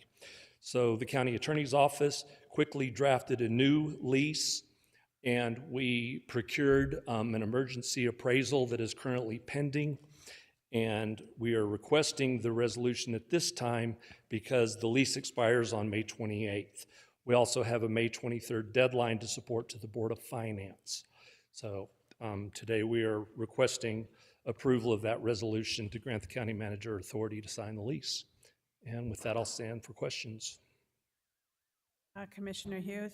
Thank you, Madam Chair. So, as you probably know, some of you know, I was approached by Youth Shelters right after I got elected, and I want to disclose I have never worked for Youth Shelters or had any financial connection, other than I know they do good work, but they are requesting that in addition to allowing in-kind services for the building lease, which is already part of this, that they also be allowed to provide in-kind services for the ground lease. And part of the problem they're facing is in 2008, this was not a big amount of money that they were paying for the ground lease, but it increases 4% every year. And so it started something under $10,000. Now it's over $20,000, which they have to raise through private fundraising. None of their grants will pay for this. And so I think it would be reasonable to also allow them to use their in-kind services, which are great to our community, to pay for the ground lease as well. That would mean that the county would have to pay the state out of some other source. But I think we can more easily absorb $20,000 than Youth Shelters and Family Services can. Madam Chair, Commissioners, I don't have any financial data in front of me, so I can't speak to their financial wherewithal one way or another. I can say that we haven't budgeted for this expense relative to paying for the ground lease. And I would also mention that I don't believe that this type of arrangement is unheard of. We have many of these different lease arrangements where there are pass-through costs to the nonprofit user of the facility. And so this would be setting a precedent that I would just suggest we would have to be prepared to replicate in other parts of the county. Those include ground lease payments to the state land office. First Choice comes to mind, which I believe has more extensive payment requirements than this. But there are also instances in which I believe our lessees are required to provide costs for maintenance as well. So again, this would be something that I would respectfully suggest we think carefully about, and also how it would be replicated elsewhere, and I wouldn't suggest we make that decision on the fly. Thank you. Well, Any other comments? Madam Chair, I do understand not wanting to make the thing on the fly, and of course, I was sick last week, so I didn't even notice this on the agenda till now, and then we're also told that this is an emergency because the lease ends up, or expires on May 28th, which is before our next meeting, so I don't know if there's a way we can postpone the decision on this. We are, of course, in the budget season, so it seems like this is the perfect time to budget money for youth shelters if we wanted to going forward. But I don't know if there's an opportunity to consider this more fully, or if we do have to make the decision on the fly. Well, Commissioner Hughes, I would not want to have them without a lease if we don't approve this because of the late notice. I mean, that could put them even in more jeopardy, which is concerning to me because they do provide a tremendous amount of services. And I think that this is something that possibly we can bring up. How long are these leases for? Madam Chair, Commissioners, this lease is for 4 years, but that term could be amended, and we could do a 1-year term with options. So maybe that's something that we should consider, to do a 1-year term with options so that we don't jeopardize the youth shelter. I don't want to see them be jeopardized in any matter, especially with the Board of Finance, because they are a difficult Madam Chair, Board. Commissioners, if you would just provide your direction on how you would like to see the lease drafted, we can amend that tomorrow. And whatever you decide, then the county manager can adhere to. Okay, I'm going to go to Commissioner Hamilton. Thank you, Madam Chair. I'm a little confused. I hadn't noticed in this, maybe I didn't look carefully enough. Is the way this is being presented with the county paying for the 20,000 or without? Without. Okay. Correct. And Commissioner Hughes is suggesting that we pick it up. Is that what the story is? Yes. I understand. Um, Yeah, well, I mean, I have concerns whether it's a good idea or a bad idea. It's just making the decision on the fly. And so I would suggest we do something to approve this now with the potential ability to amend it later, and I don't... Or look at it in the next year's budget, you know, which I think would be more than ample to reconcile, since they probably are prepared to pay this year, but, you know, is something that we could look at in the future. But I am also concerned about many of our other facilities that also pay a ground lease and the effects that it will have on them. But if the board is amenable to this, let's do a lease for 1 year and be able to look at it in the next year. Well, Madam Chair, I think we're headed in the right direction. I'm a little worried that if we do it for a year, then next year at this time we'll be in the same position. So we would have to make a commitment to actually look at changing the lease in July when our new fiscal year starts. I mean, at least look at it. I mean, that would be the time to change it, is when our fiscal year starts, and we could budget the money, at least consider budgeting the money. You mean in 2 months? Yes. This July. Well, we're doing the budget for the fiscal year now, so there's no difference considering it now or in 2 months, other than having time to consider it. I would want information on all the other, you know, organizations that we support with these pass-throughs, so that we can look at the full implications of it. I'm not sure, you know, with all the budget stuff we're doing now, that we could do that by July effectively. Well, I guess I'm not saying we have to do it by July. I'm just saying it makes sense to do it as part of the budget process, or to consider. I mean, perhaps what we could do is, when we consider the budget next week, we could set aside the money in case we decide to do this, or something like that.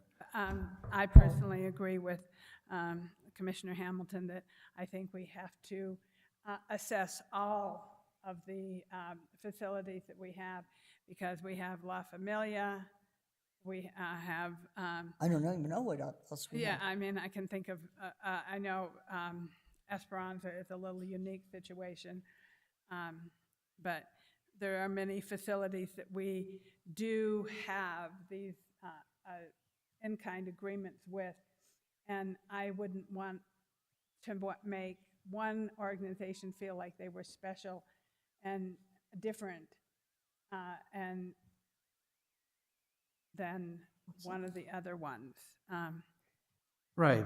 Thank you, Madam Chair. I think I don't disagree with anything that anybody has said. I would like to point out that not every organization has to actually hold a bake sale to raise the money to pay the county. And so there may indeed be some differences between them, and we certainly should look at all of them together. I don't know how many there are. I know there's La Familia and perhaps Esperanza. But, you know, every group is funded differently. And so I think the reason U Shelters is bringing this forward is in part because of, you know, not only the important work they do, but the struggle that they have raising the money, which another group may not have trouble with. And I think that would be all things we'd have to take into account. I mean, I'm fine with us passing this for a one-year lease, as long as we can consider this during our budget process, so that if sometime during this next year we do decide to give U Shelters a different arrangement, we can do that. I'm going to go to Commissioner Green. So, thank you, Madam Chair. I think just as a matter of consistency for this, we're prepared to do a 4-year lease. We can do the budget part later, regardless. I don't know if I would want to give them the insecurity of a 1-year lease when they want a 4-year lease, because there's a level of risk in having to be reassessed, right, and reappraised. And so I would probably say, if we're prepared to do a 4-year lease, let's do a 4-year lease. But if we can take care of the ground lease part at a later date, that we then deal with that at a later date, irregardless of the lease, or as an amendment. Madam Chair, Commissioners, and Manager Schaefer, could we amend the lease? If we did a 4-year lease, could we still in 1 year amend it? Madam Chair, Commissioners, yes, I don't believe that there would be any problem with doing that. You're simply changing the form of the consideration. I personally agree with that because of security for the facility and not putting them at risk. I would not want to see that. That's why I think it's important that we make this decision. Commissioner Hamilton, I thought you had your hand raised. Yeah, well, actually, I was going to bring up exactly what Commissioner Green brought up, that I don't see the value in doing a 1-year lease, but the question is, what would our options be? But since doing a 4-year lease does allow us to consider, I would agree that that's the way to go. So, Madam Chair, I have one more question. yes. So does the 4-year lease then correspond with when the state lease is up? Madam Chair, Commissioner Hughes, that is correct. And do we have an opportunity then to try and get a better deal with the state at that point? Because it seems like we're also in kind of a bad deal if our I mean, I don't know of any lease that goes up 4% a year. That's more than inflation generally. Madam Chair, Commissioner Hughes, I don't see why we cannot ask. Okay. Thank you. Any other comments from anyone? Rachel, I saw you come in the room. Do you have any comments? Madam Chair, Okay. not unless I can. Okay, thank you. Okay, so what's the pleasure of the board? Can I have a motion to approve? Okay, move to Madam approve. Chair, I'll make a motion to approve the lease as presented, with the understanding that we're going to investigate U Shelter's request in the coming months. Or in the coming year? Well, there's many months in the year, yes. Okay, good. Do I have a Second. second? A second. So I have a motion from Commissioner Hughes, a second from Commissioner Hamilton.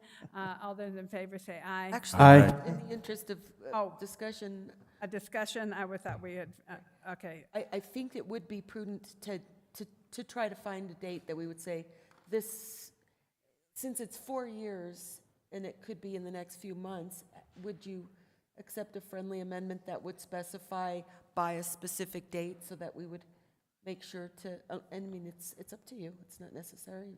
We don't need to. Well, we're good at setting deadlines and missing them, so. Yeah, I don't want to. All right.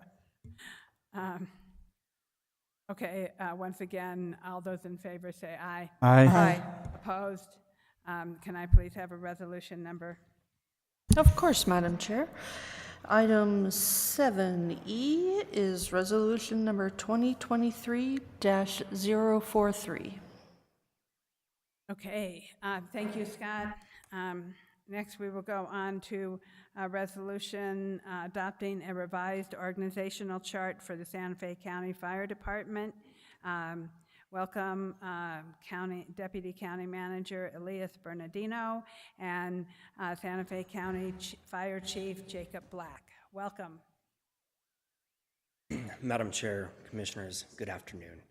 This afternoon, I'm here to present to you specifically Exhibit E of the packet material of the proposed restructure of the Santa Fe County Fire Department administration.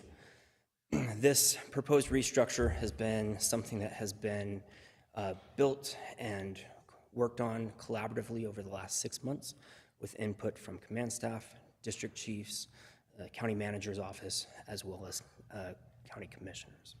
And so with that, we bring forward some proposed changes with that.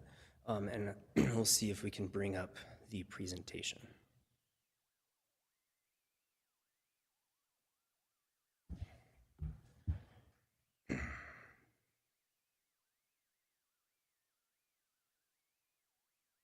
All right. Let's see here. We can figure out how to work this.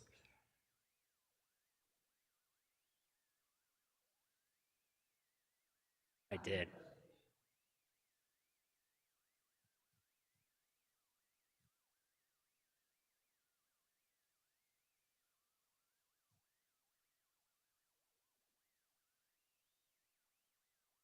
Excuse me, just one moment, please.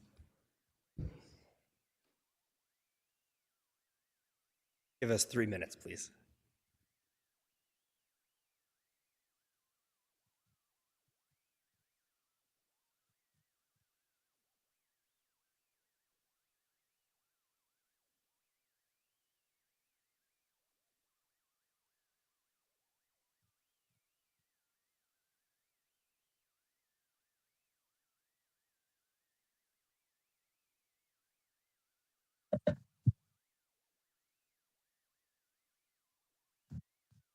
Madam Chair, Chief Black, my apologies. I can control the presentation from my desk right now. I'm going to start sharing. Thank you.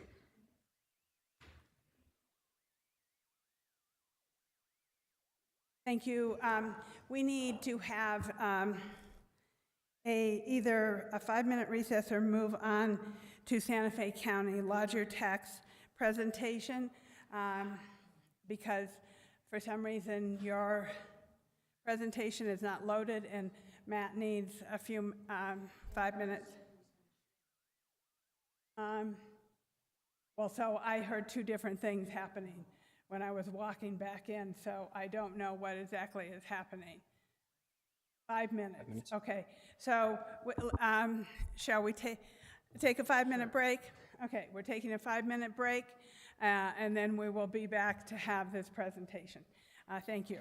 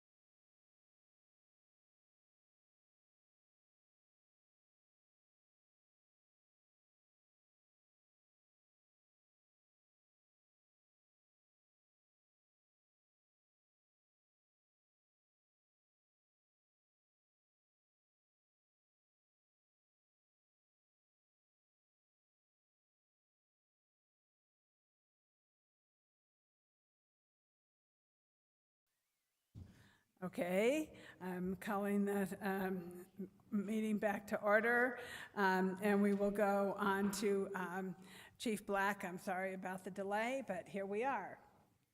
Madam Chair, Commissioners, thank you very much. So I am here today to present to you the resolution to adopt the restructure of the Santa Fe County Fire Department Administration. As presented to you back in March, discussed how we came to the presented restructure that is in the packet material, as well as what you'll be seeing in this presentation. We've worked on this with input from our command staff, as well as district chiefs, as well as the county manager's office, as well as county commissioners as well. When we look at the current organization of Santa Fe County, if I can get this to... This is a representation of the current organization chart of Santa Fe County Fire Department. As you can see, it's a large, extensive organization, and there's a number of reasons why we need to consider restructuring and organizing the department. First, we need to create synergy within our teams and various divisions to be more effective. Secondly, we also need to support emergency operations, as well as increase support to our regional and district staff. We also, looking at our current organization chart, we need to restructure the organization to increase our span of control and also address succession planning as well. And lastly, we also want to form an organization that will support Resolution 2022-87 as we look to focus on recruitment and retention of our district members, as well as we look at building our regional staff as well. As we've sought input from our stakeholders internal, we also took a look at what is common throughout neighboring departments as well. Santa Fe City Fire Department their fire chief has 2 direct assistant chiefs that report to them. One oversees emergency operations. The second oversees support services, which also includes EMS, as well as mobile integrated health. So those are 2 different teams under the support services assistant chief. Sandoval County, similar nature. They have 2 deputy chiefs that report to the fire chief. One is emergency operations. The second is administration and EMS. And then looking at Bernalillo County, they have 2 deputy chiefs and overseeing various aspects of the department. One commonality between all of these departments is that they do have a healthy level of mid-level managers at either the division chief rank or the battalion chief rank to oversee specific teams or functions within the department. In front of you now is the proposed restructure. This is in the packet material as well. And now I'll take you through how this has affected basically each division within the department. First, we have the Assistant Chief over Emergency Management and Special Operations. We're recommending at this time no changes to this division, as we're waiting the findings from the OEM task force and what their recommendations are. So at this time, this division and this aspect of the department will stay as is and will not see any proposed changes. Next, we have the implementation of a deputy chief. This was approved during FY23, and now trying to implement that within the organization. So the deputy chief in this proposed structure will coordinate emergency operations as well as oversee non-emergency operations of the department. Additionally, it will form what we are going to be forming as our training, EMS, and recruitment division. This is at the core of bringing in new individuals into our department, as well as training them and preparing them to serve within the department. So the deputy chief will have 3 primary direct reports. One will be the assistant chief of operations. The second will be overseeing a battalion chief over the training, EMS, and recruitment division. And then the third will be overseeing an assistant chief of support and fire prevention. So that is currently our fire marshal assistant chief position that will be taking on more additional responsibilities that I'll speak to in a few minutes. As we look at the training, EMS, and recruitment division, we look at that and as we evaluate that division and we try to capture everything that is within that division. The first thing that we'll talk about is the captain of recruitment and retention. Currently in our old structure, that was a captain position that was not only recruitment and retention, but also a district liaison. So that district liaison provided support and service to the fire districts. For example, we had a number of stations that were vandalized, broken into, and equipment stolen. And that captain of recruitment and retention and district liaison had to spend a large amount of time assisting the district chiefs in working with the sheriff's office, risk management, and to work through the process of addressing those problems. And obviously when that was happening, he wasn't able to perform recruitment and retention. So we're looking to separate those two duties, district liaison, recruitment and retention, and have a captain of recruitment and retention within this division that is uniformed, that knows what the job is, and is easily and able to work with individuals to get them on board and to get them into the training. Additionally, we have our EMT fire training captain that has resided in the operations side. We are proposing to bring that into the training, EMS, and recruitment division. And as we look to develop that, we are going to continually reassess the needs of our department and address, as we are growing the department, how we can better improve in the future. We believe that this will create a robust training division that will really help facilitate the development of bringing in recruits on the career side as well as the district side as well. EMS is a top priority for us. It is a large component of what we do, and it is prioritized in every single level within our department. It's prioritized from the top all the way into our entry-level positions in the recruit position in the fire regions, as well as the districts as well. It's prioritized so much so that of our eight chief-level officers, 7 of us are paramedics, which consist of about 2 years of schooling for EMS. And so this is a priority that we see throughout the organization, and I believe prioritizing training with EMS training within the training division and capturing that there will really help extend that to all aspects of the department. Continuing on, we're going to look now at specifically the Assistant Chief of Operations. We'll have the fire chief oversee the deputy chief, who then one of his 3 direct reports is the Assistant Chief of Operations. That Assistant Chief of Operations will oversee our fire regions, so daily staffing of roughly 30 firefighters on duty per day throughout Santa Fe County. And then we're also proposing to reclassify a current vacant assistant chief position into the operational district liaison recruitment and retention battalion chief. So capture a number of things there.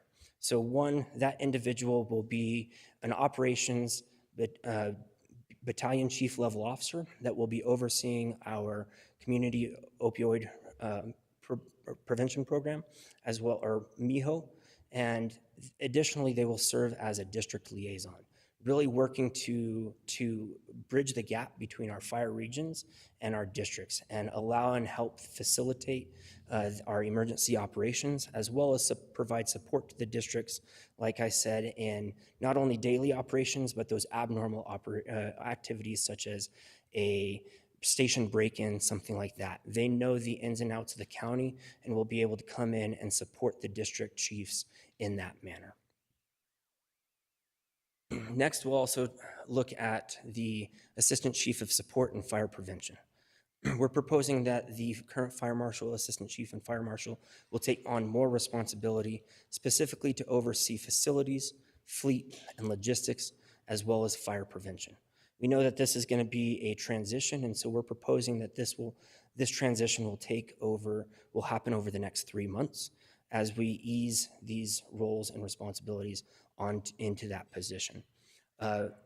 It is noted that this is a large undertaking with all of these matters, fleet, logistics, and facilities, and so the Assistant Chief of Support and Fire Prevention has the direct oversight of the Deputy Chief, as well as myself, to ensure that he has the support to move forward and address those needs within these divisions. Lastly, on the far right-hand side of our proposed org chart, we have our district chiefs. and the district chiefs will remain reporting directly to the fire chief. This is consistent with the reporting structure outlined in 1997-11, as well as what the district chiefs prefer and have voiced as their preference. I believe that the implementation of the deputy chief over operations and over the support and fire prevention divisions will allow for me to increase my capacity and my attention and support to the district chiefs to ensure that they're receiving the support that they need to continue their operations. So the results of this restructure, we believe that it will create synergy between our teams and our division through our support services, or through our support and fire prevention service, bringing all of those positions together by creating synergy with our EMS training and our training division, bringing that to really make a robust training division, as well as tying recruitment into that division, that newly created division as well. We're also going to anticipate that it will provide more continuity and support within our emergency operations, having that battalion chief of operations and district liaison to facilitate the operations of our department. Additionally, we're going to be anticipating seeing increased support to our regional and district members, and that's not only what's happening within the fire department as well, but the proposed public safety administrative support division as well will greatly increase the support to our regional staff and our district staff as well. As you can see too, that proposed restructure develops a healthier span of control and improving that, and additionally increase succession planning with the implementation of a deputy chief as well as a battalion chief within the ranks of the operations to help facilitate that. And lastly, we believe that it creates a structure that supports the goals set forth in Resolution 2287 to really support a robust recruitment and retention or training division. And if you see on the screen, that's the figure from the National Volunteer Firefighter Council, their marketing funnel that I presented to you last BCC, that really talks about getting people engaged, inviting them, building that commitment, showing that we have a healthy training division that can address their needs and provide them the services and the training that they need to get them to a place where that they can serve. And so with that, I stand before you for any questions. Thank you, Chief Black. So Commissioner Hamilton? Yeah, I want to recognize the fact that you took a lot of inputs, certainly from up here, and thought about them and responded to a lot of them. And the vast majority of the restructuring that you did, I think, is really good. The change of the responsibilities of the deputy chief and who he's over, you gave a lot of consideration to that, and I really appreciate that you did that. As you and I talked about, so you well know, I still have a problem with EMS being down under training. I think it makes complete sense to have recruitment and training together, but as we talked about, and all the other restructuring responds positively to this. The structure should really reflect the function. So I feel like this, the first principle, this organizational structure should show, for example, who's going to be involved in daily planning and in strategic planning, right? Exactly as we talked about. And when you think about it, I mean, I respect the ways you've said that EMS is so emphasized. Everybody in the department is EMS as well as fire trained. But 3/4 of our responses are medical responses, and so the EMS captain should be clearly involved in the daily operations planning, is in addition to strategic planning. So I just wanted to put it on the record that I really appreciate all the other restructuring. It was incredibly well done. Very proud of you for doing that. Still think EMS should be up. And in addition, there's this thing that I noticed we didn't talk, maybe we talked about, that, moving Coop was also, well, I agree with that. I think that was well done.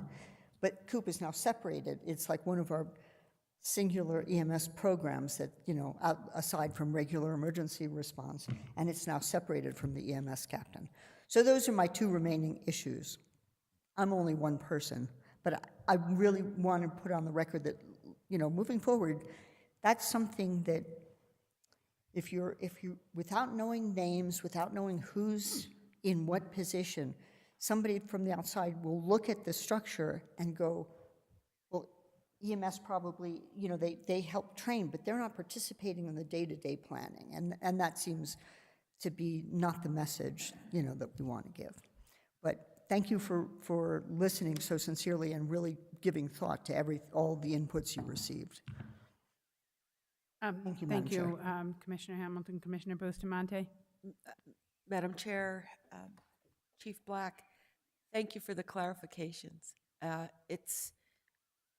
When I look at this, it's one of those where if we were all to be gone tomorrow, it's sort of, if something happened and we didn't know what was standing it up, that's how I look at things initially, and had a lot of questions from the first presentation, and you sincerely did some due diligence.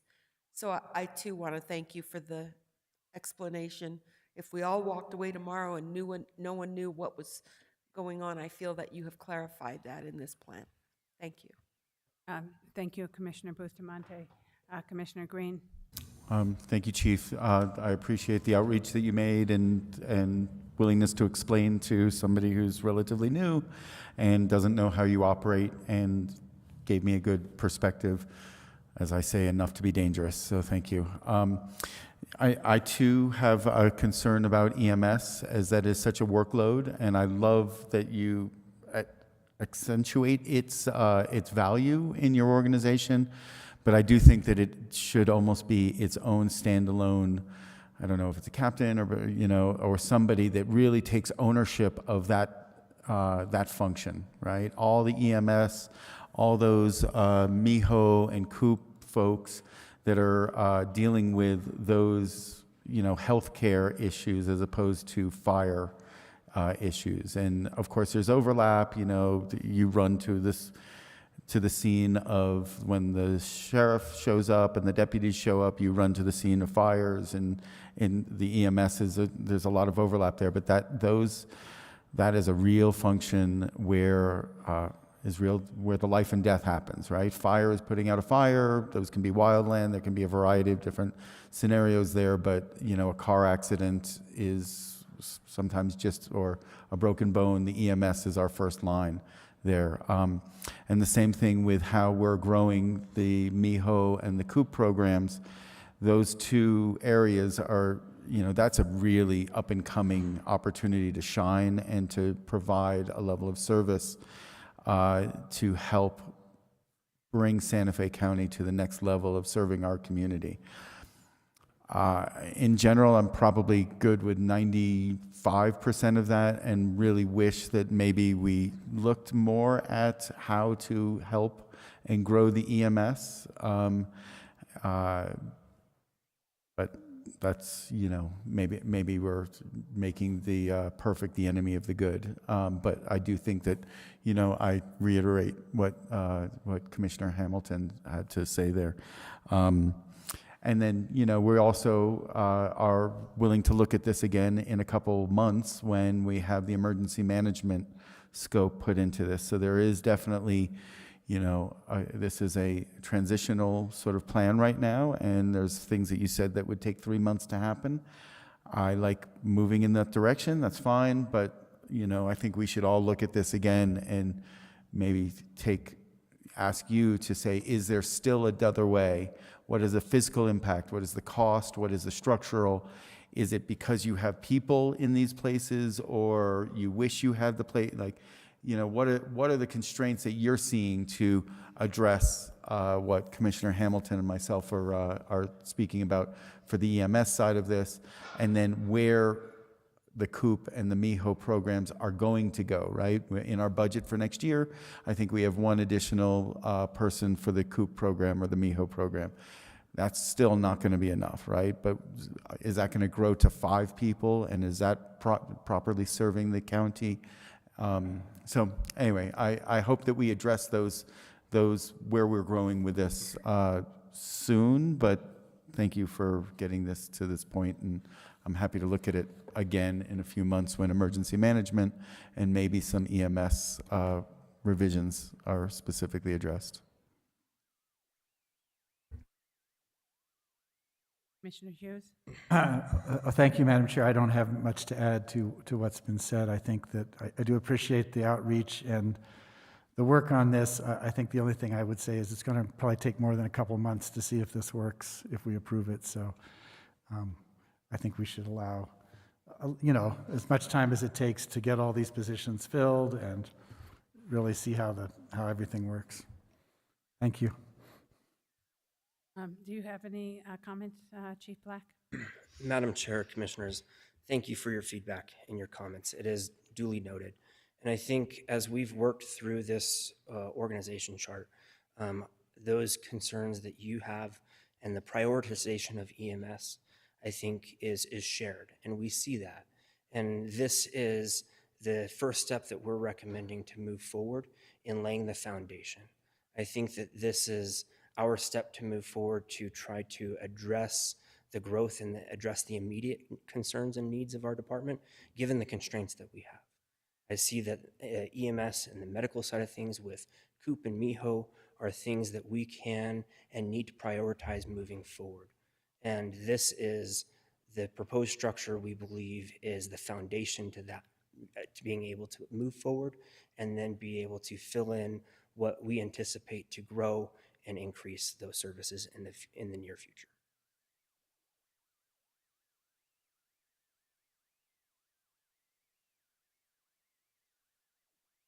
Any comments or motions from the board?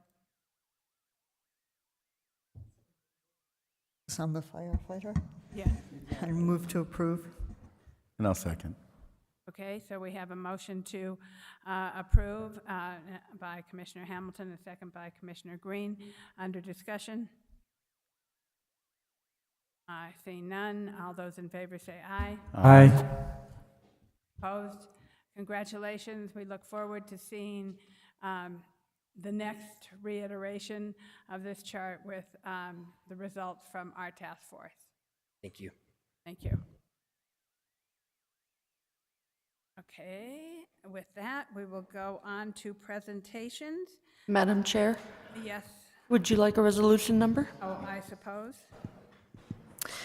Item 7F is resolution number 2023-044. Welcome up, Lisa. And so there's a Santa Fe County Lodgers Tax presentation.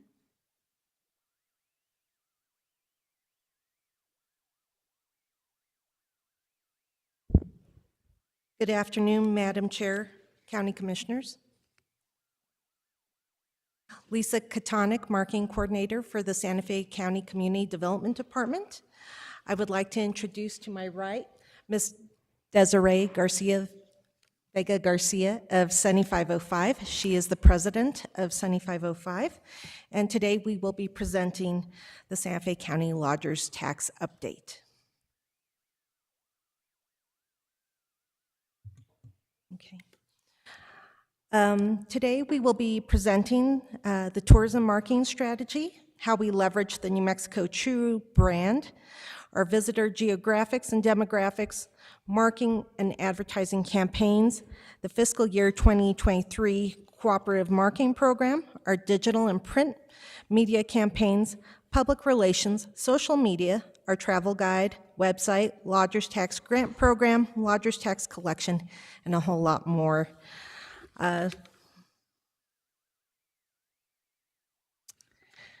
So presenting on our marketing strategy, I'd like to think that we are all travelers, enjoying everything that Santa Fe County has to offer, whether we're exploring the rich arts and culture scene, our history, tasting local cuisine, participating in an event or a tradition, or enjoying our great outdoor adventures.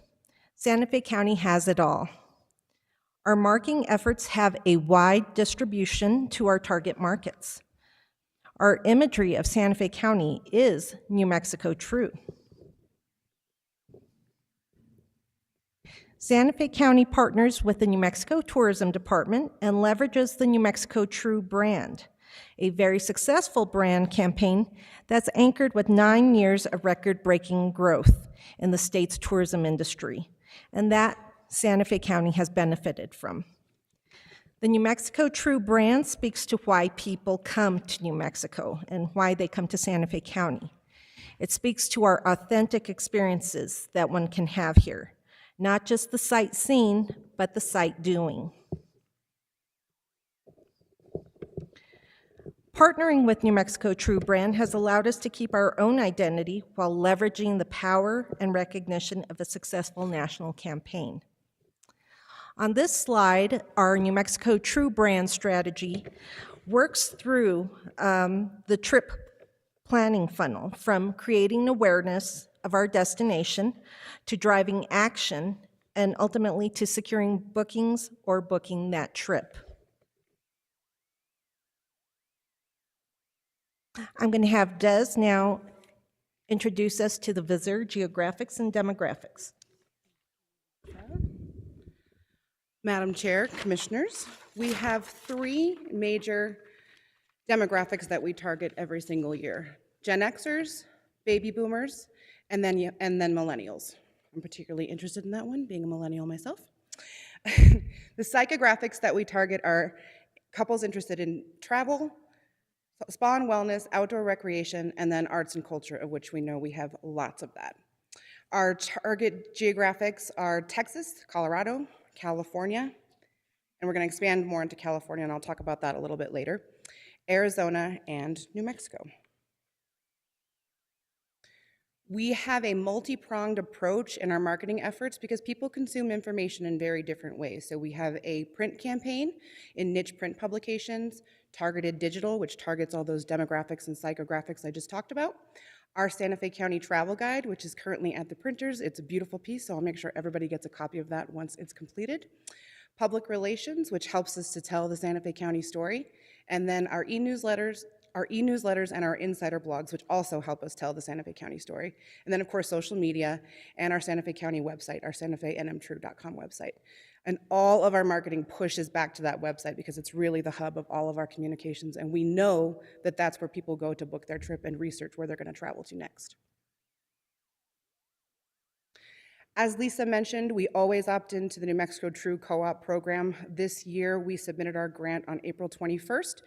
We should be getting award announcements this year. The wonderful thing, or this month, the wonderful thing about New Mexico True is that it allows us to kind of opt into some of these programs that maybe we wouldn't necessarily have access to. So you can kind of see some of the things that we've opted into as of last year. 5280, which is Denver's lifestyle publication, Los Angeles Magazine, targeting those Californians that we want to talk to, then the New Mexico True Adventure Guide, and New Mexico Magazine.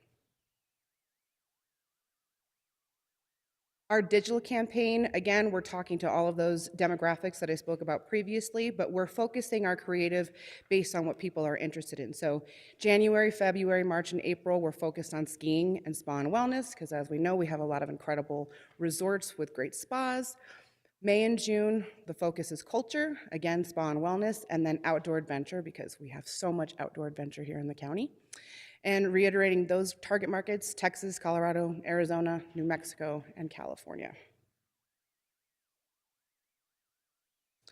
Our print campaign is always very niche. As you can see, some of these publications, the Mexico True Adventure Guide, New Mexico Magazine Cookbook, their 100-year anniversary that's coming out in July, and then Texas Monthly. We love to talk to those Texans and get them to come visit us. And we always negotiate display advertising and editorial pieces along with it because we want to make sure, again, that we're telling the Santa Fe County story because there's so much to talk about. Public relations. Again, going back to this idea of telling the story of Santa Fe County, public relations is a really valuable tool for us. You can see since 2019, we've received 334 news stories, which is really powerful because people tend to believe the things that they read in the media about the stories that they're being told. So it's really powerful for us to be able to talk about Santa Fe County through media. We've reached a circulation of over $3 billion, which if we were to pay for that advertising spend, that would be really difficult for us to attain. So we love the idea of public relations because it allows us to tap into those audiences that we wouldn't necessarily be able to talk to. So you can see some of the stories there. I know those are in your packets. Wild West meets Game of Thrones on the revitalized New Mexico Highway. It was a great piece about George R.R. Martin and the Sky Railway. And then some great things with Travels with Darlie, which Lisa's going to talk about that a little bit later. Our social media, as we know, everybody's opting into Facebook, Twitter, Instagram. We also have a YouTube account. We have been really successful in garnering additional page views, account increases of people visiting the page, and that's really important to us because we want people to see our content, but we also want them to engage with it because there's no point in pushing out all this content if people aren't reading it and engaging with it. So we've been really successful in being able to increase the engagement across the board on all of our social media platforms. Our Santa Fe County Travel Guide. This is a really exciting piece that we've done this year, that beautiful photo at Golondrinas. This is 56 pages. We added some trip itineraries this year, so some really fun things for people to create some experiences when they come to Santa Fe County. We're always highlighting all the tourism assets and of course the businesses, so we partner really closely with the businesses to make sure all of the information we have is accurate and that they're represented well in the travel guide. The travel guide's distributed statewide and through multiple out-of-state markets as well, but we also have it on our website in a PDF form because, like I said previously, people consume information in two different ways, so we want to make sure we have a tangible piece for them and then a PDF if they want to get it on the website. And our website. I think this is one of the most wonderful pieces in our arsenal. We've been really successful in increasing page sessions and increasing visitors over the past year. And again, going back to the conversation around engagement, those increases tell us that people are staying on our website, they're looking at our content, they're engaging with it, and that's what we want them to be able to do and be able to plan their trip. Our e-newsletter blog, this comes out every other month. Lots of stories about what's happening in the county, events, culinary, trying to get people really excited to come to the county and spend their vacations here. And I will let Lisa speak to the lodgers tax program. Thank you, Desiree. Thank you so much, Des. In regard to the lodgers tax grant program, this past fiscal year, the Lodgers Tax Advisory Board put out a notice of funding availability for nonprofit organizations to apply for funds that would market, advertise, and promote their tourism destination, attraction, or event. And I am proud to say that 17 organizations were awarded through the grant program.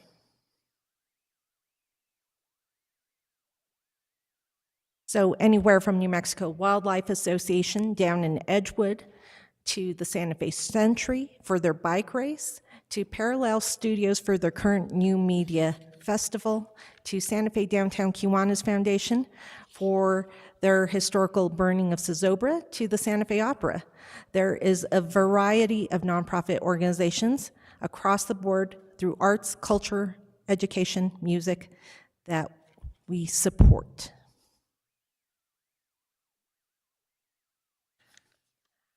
One of the exciting components of our marketing efforts this past year was Travels with Darlie. She is a travel host through PBS channel, and she came last summer to film 2 Santa Fe County episodes in Santa Fe County, Santa Fe Railroads and Glamping, and Santa Fe Art and History. Some of the adventures that she had while she was here was she rode the Sky Railway, had a personal interview with George R.R. Martin of Game of Thrones. She went glamping in the Galisteo Basin, attended the International Folk Art Market, visited galleries on Canyon Road, had a spa day at Ojo Santa Fe Spa Resort. She baked up some jalapeno cornbread in an horno with Chef Jose at Four Seasons Terra Restaurant, and she drove the historic Turquoise Trail and visited Kevin Box of Origami in the Garden, just to name a few items.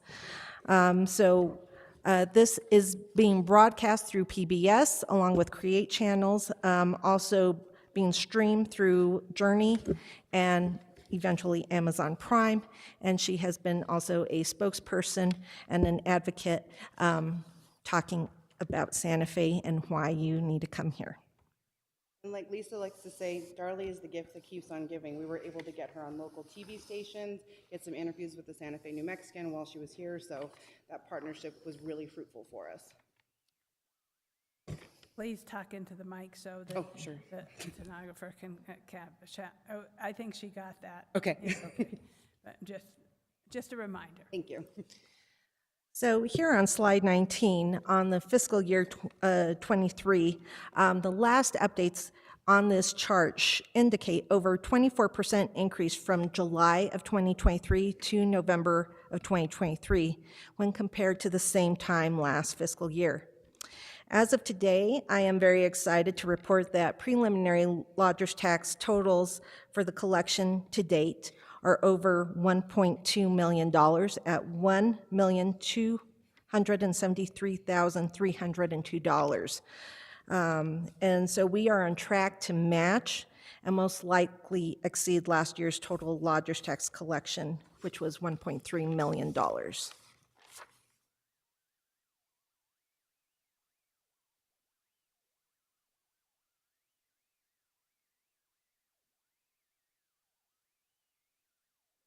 And Des is going to talk about our future projects.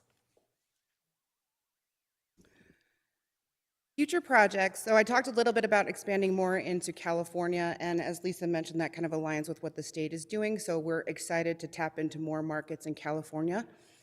We're also going to be doing some regional airport digital displays, so those displays that you see when you travel somewhere, Austin, Dallas, wherever, they'll have them above the baggage claims, at the staircases, all over the place. So we're going to be looking at opportunities to do that. Luxury print publications as well, because we have so many great resorts that we want to make sure that we're promoting. And then, of course, continuing to create new video and social media assets that we can add to social media to highlight all of the county businesses and all of our tourism assets.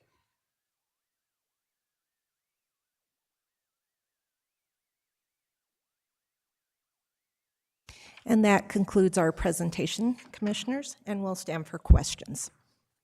Thank you, Lisa, and thank you, Desiree. Comments, questions?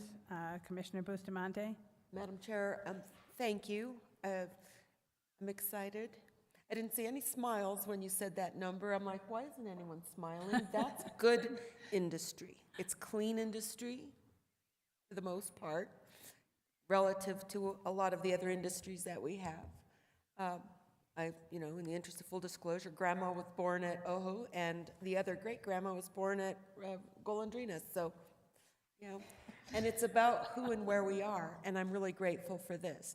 There is a commitment that I made, and I feel that this is an important place to say it, and I was actually going to reserve it for a little later when the commissioners disclose, but the opportunity the glamping opportunity, and how, and I've committed to working with Commissioner Green on this, but it is something that can add to our lodger's tax. Glamping is outside of a residential type, and we really, I think there's something there that can also have that one gold line that's way up there, continue to stay high and grow, and do it in a safe manner. So first I want to commend your efforts, and thank you for the presentation.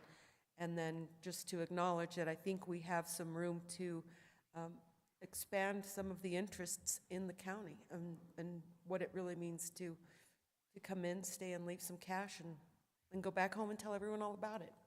So thank you very much for that. Thank you. Thank you so much, Commissioner Commissioner Bustamante.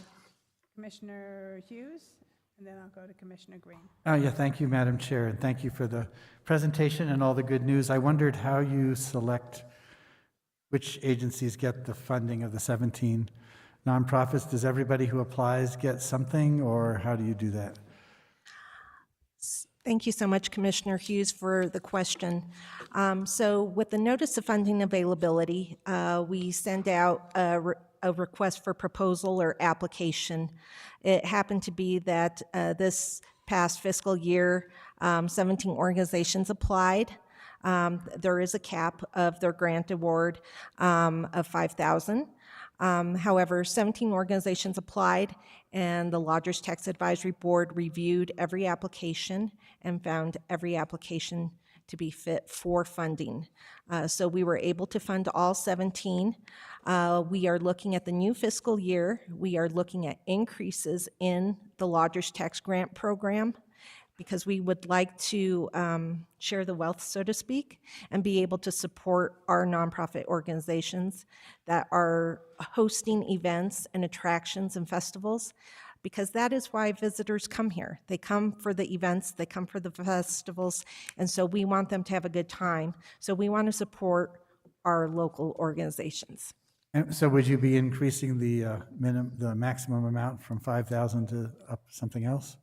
Yes. So right now, we're working through some of the numbers. We're working on incentivizing some of the grant awards into increments. So those who may be off-season, we would incentivize those who are off-season, who have a tourist attraction or an event that is not in the peak season, that they potentially could receive more funds. Also, organizations that have multiple events throughout the year could also get some incentive and an increase in those grant awards. Okay, yeah, I'm glad you're looking at it to be as effective as possible. Thank you. Yes, you're very welcome. Thank you so much, Commissioner. Commissioner Green?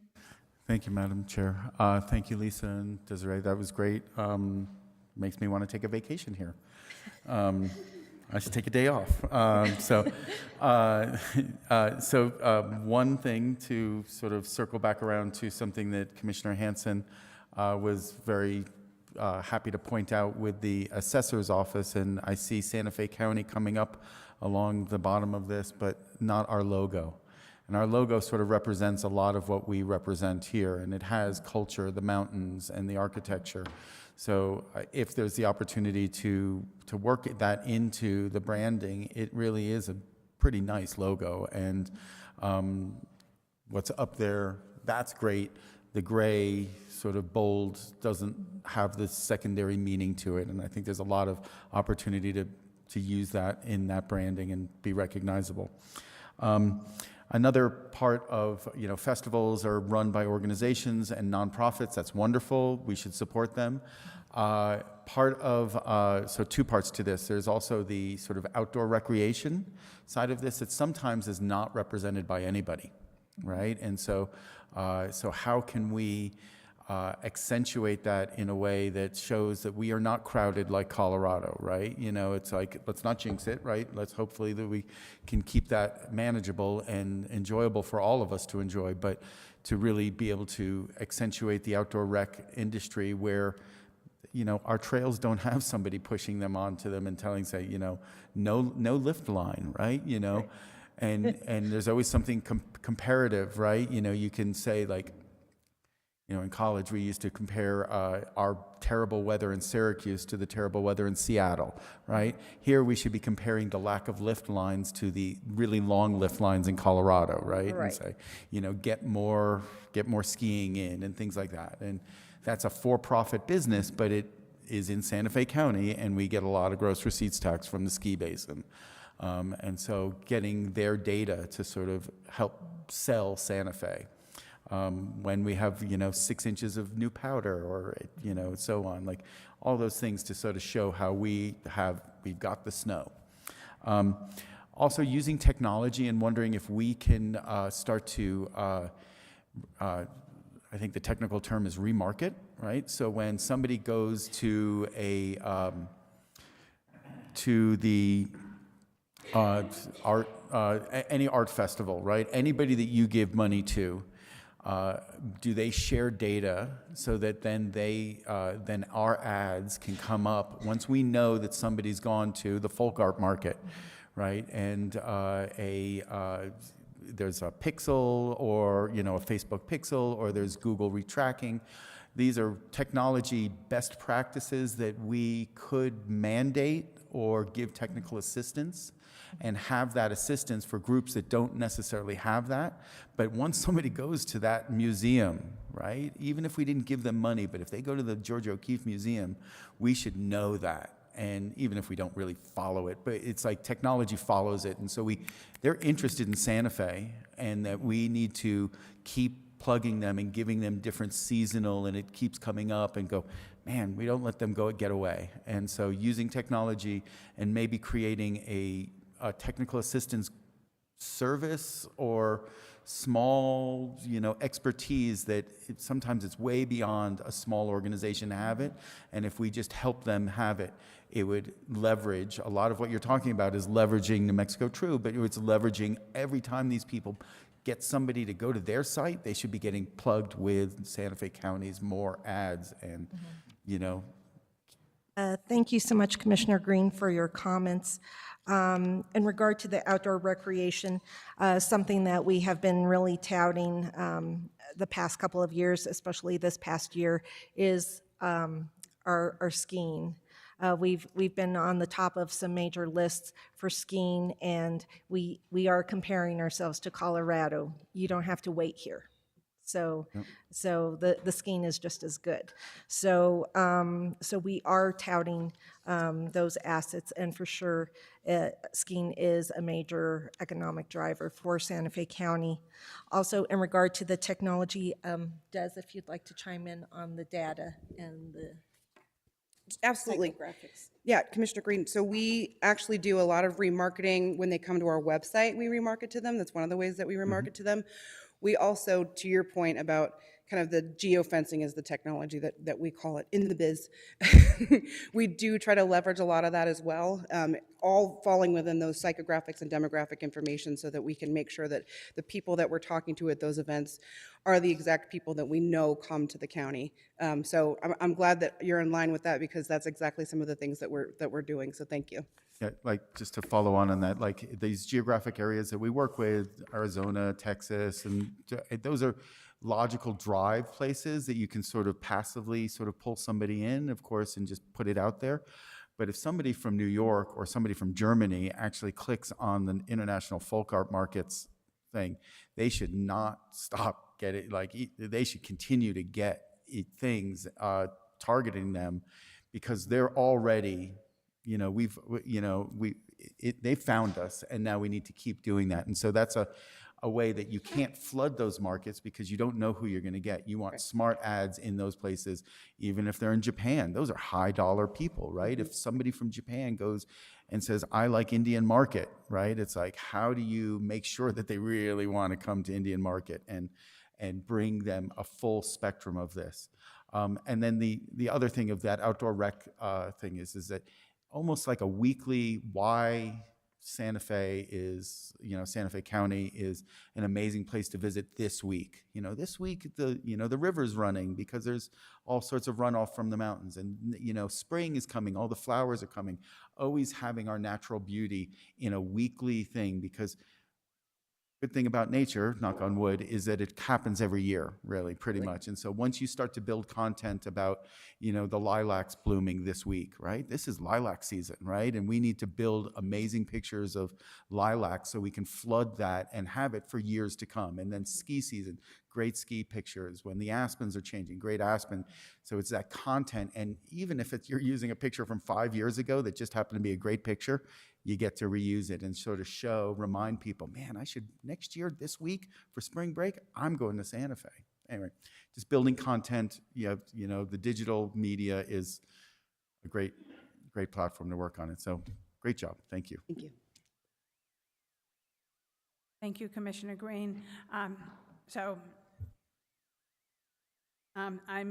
I'm wondering, it is, breaks my heart in many ways that the Center for Contemporary Arts has closed, but what's going to happen with, I mean, they will not obviously apply for this money for Meredith Monk, so then that goes back into our lodgers fund, and then what happens? I mean, do we not redistribute it, or what happens? Thank you so much, Commissioner Hanson, Madam Chair. So in regard to CCA, the Lodgers Tax Grant Program is a reimbursable grant, so there is no money lost, so to speak, because they show proof of their receipts and their media placement, and then they get reimbursed. And so if nothing has been done, no money will be lost because it is the Lodgers Tax Revenue Fund, and so we would just reappropriate those monies into the new fiscal year and have a bigger dollar amount for us to provide grants for. Yeah, so Benvenitas on the plaza, they have asked me repeatedly if they could get lodgers tax. So, you know, they are an information booth. Did they not qualify, or did they miss the application, or, you know, what happened?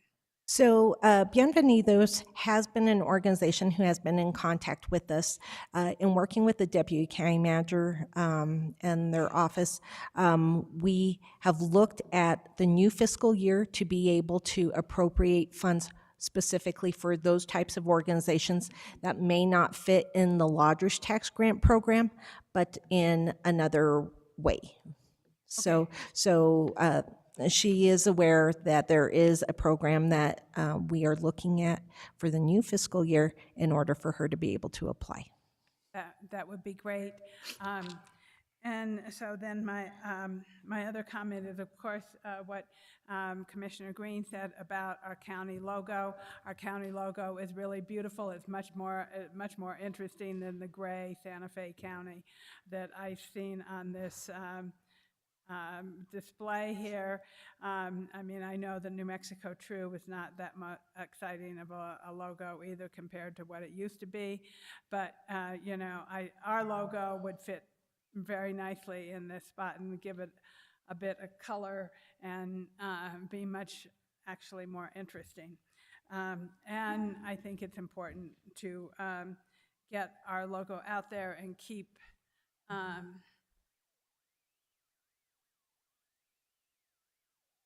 our brand alive.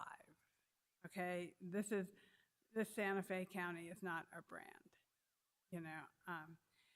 And then the other thing that I was looking at this the other night, and I realized that everybody in all of the pictures is young. And you know, the reality in Santa Fe is that the youngest person on this board may be in their 50s. And so I think that it behooves us, you know, to advertise to people who are also not in that demographic, so to speak. You know, so I didn't see that.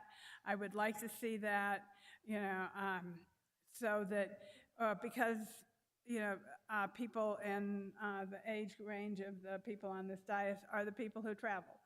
And so I think that might be a good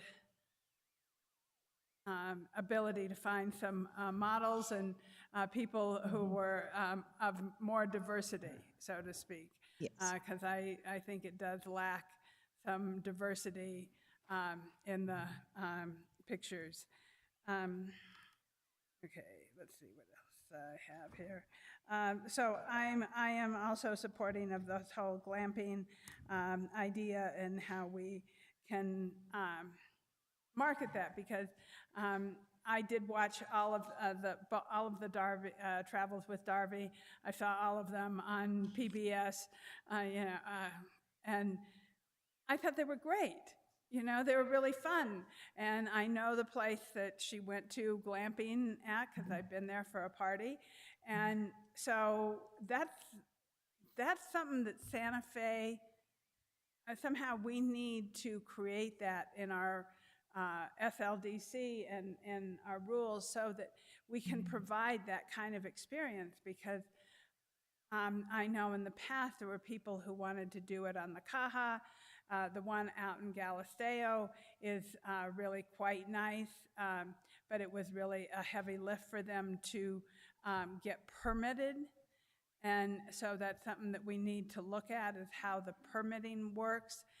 They had to have each tent that was exactly the same permitted, you know, and so that meant they had to have 12 or 13 permits when every single glamping tent was exactly the same. So I think that's something that we as a board need to think about. Otherwise, you know, I love graphic design. As a former graphic design, I love photography. I don't think of myself, I think of myself as still a photographer. You know, the pictures are beautiful, but you know, I think a little bit more diversity in age, demographics would be helpful. So with that, Commissioner Hamilton, did you have anything? Okay. So thank you very much. Otherwise, Thank you so good much. job. You know, it's the one opportunity we get to give you our feedback. So, you know, I'm no way am I being negative. I think what you're doing is great, but at the same time, I want to be able to share my thoughts. And just like Commissioner Green and Commissioner Hughes, Commissioner Bustamante, we all care about Santa Fe County and making sure that people come here and have a fantastic experience. So thank you once again. Thank you so much, Madam Chair and Commissioners. And just some parting thoughts in regard to our logo. Because we are a New Mexico True Partner with the New Mexico Tourism Department, there are specific guidelines and criteria that as a partner we abide by within the NM True brand. However, where there are opportunities where we can collaborate with our logo, which is the Santa Fe County government logo, we try in every effort to be able to incorporate both of them. So just wanted to let you know about that item. So I think you should lobby them and explain to them that we like our logo. And we're happy to lobby them too. And that Commissioner Bustamante and myself, along with Paul Olson and Juan Torres, attended the Outdoor Economic Conference this morning for the kickoff that will be October 23rd and through the 25th. And it was a good kickoff, and it's great that it's going to be here in Santa Fe and that we can show off a number of our trails and open space and pueblos and tribes, and make sure that people recognize what a vast experience they can have when they come to Santa Fe County. So thank you, and we'll see you again, I'm sure. Thank you so much. Thank you. Thank you.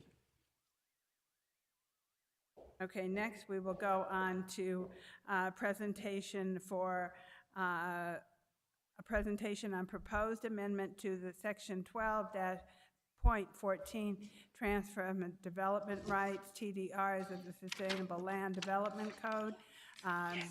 Robert Griego. And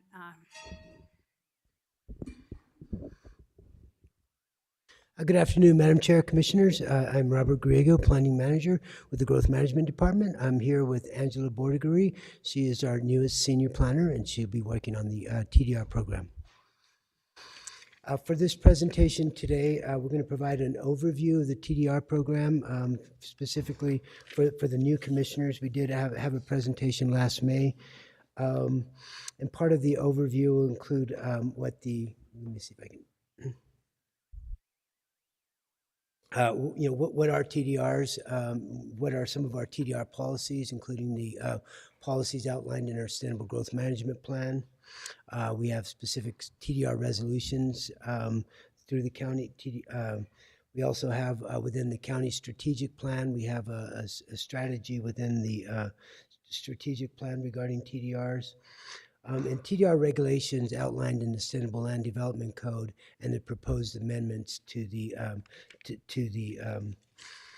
to Section 1214 of the SLDC for TDRs.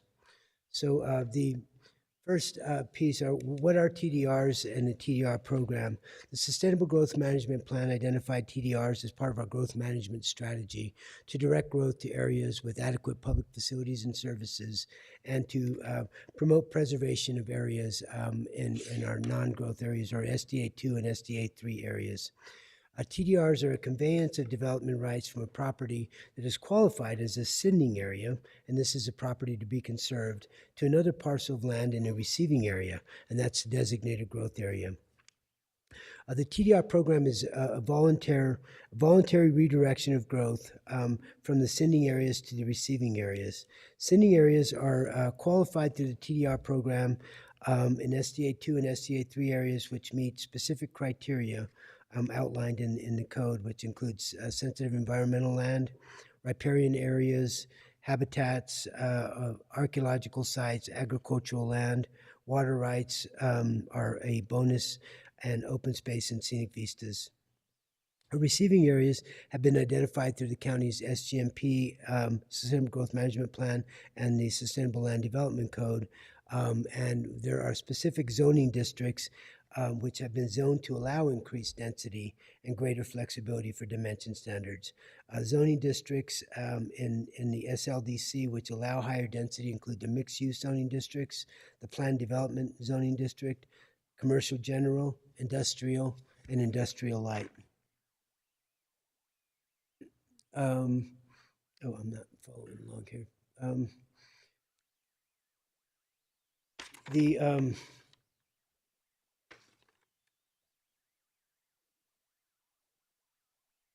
The TDR, county TDR policies,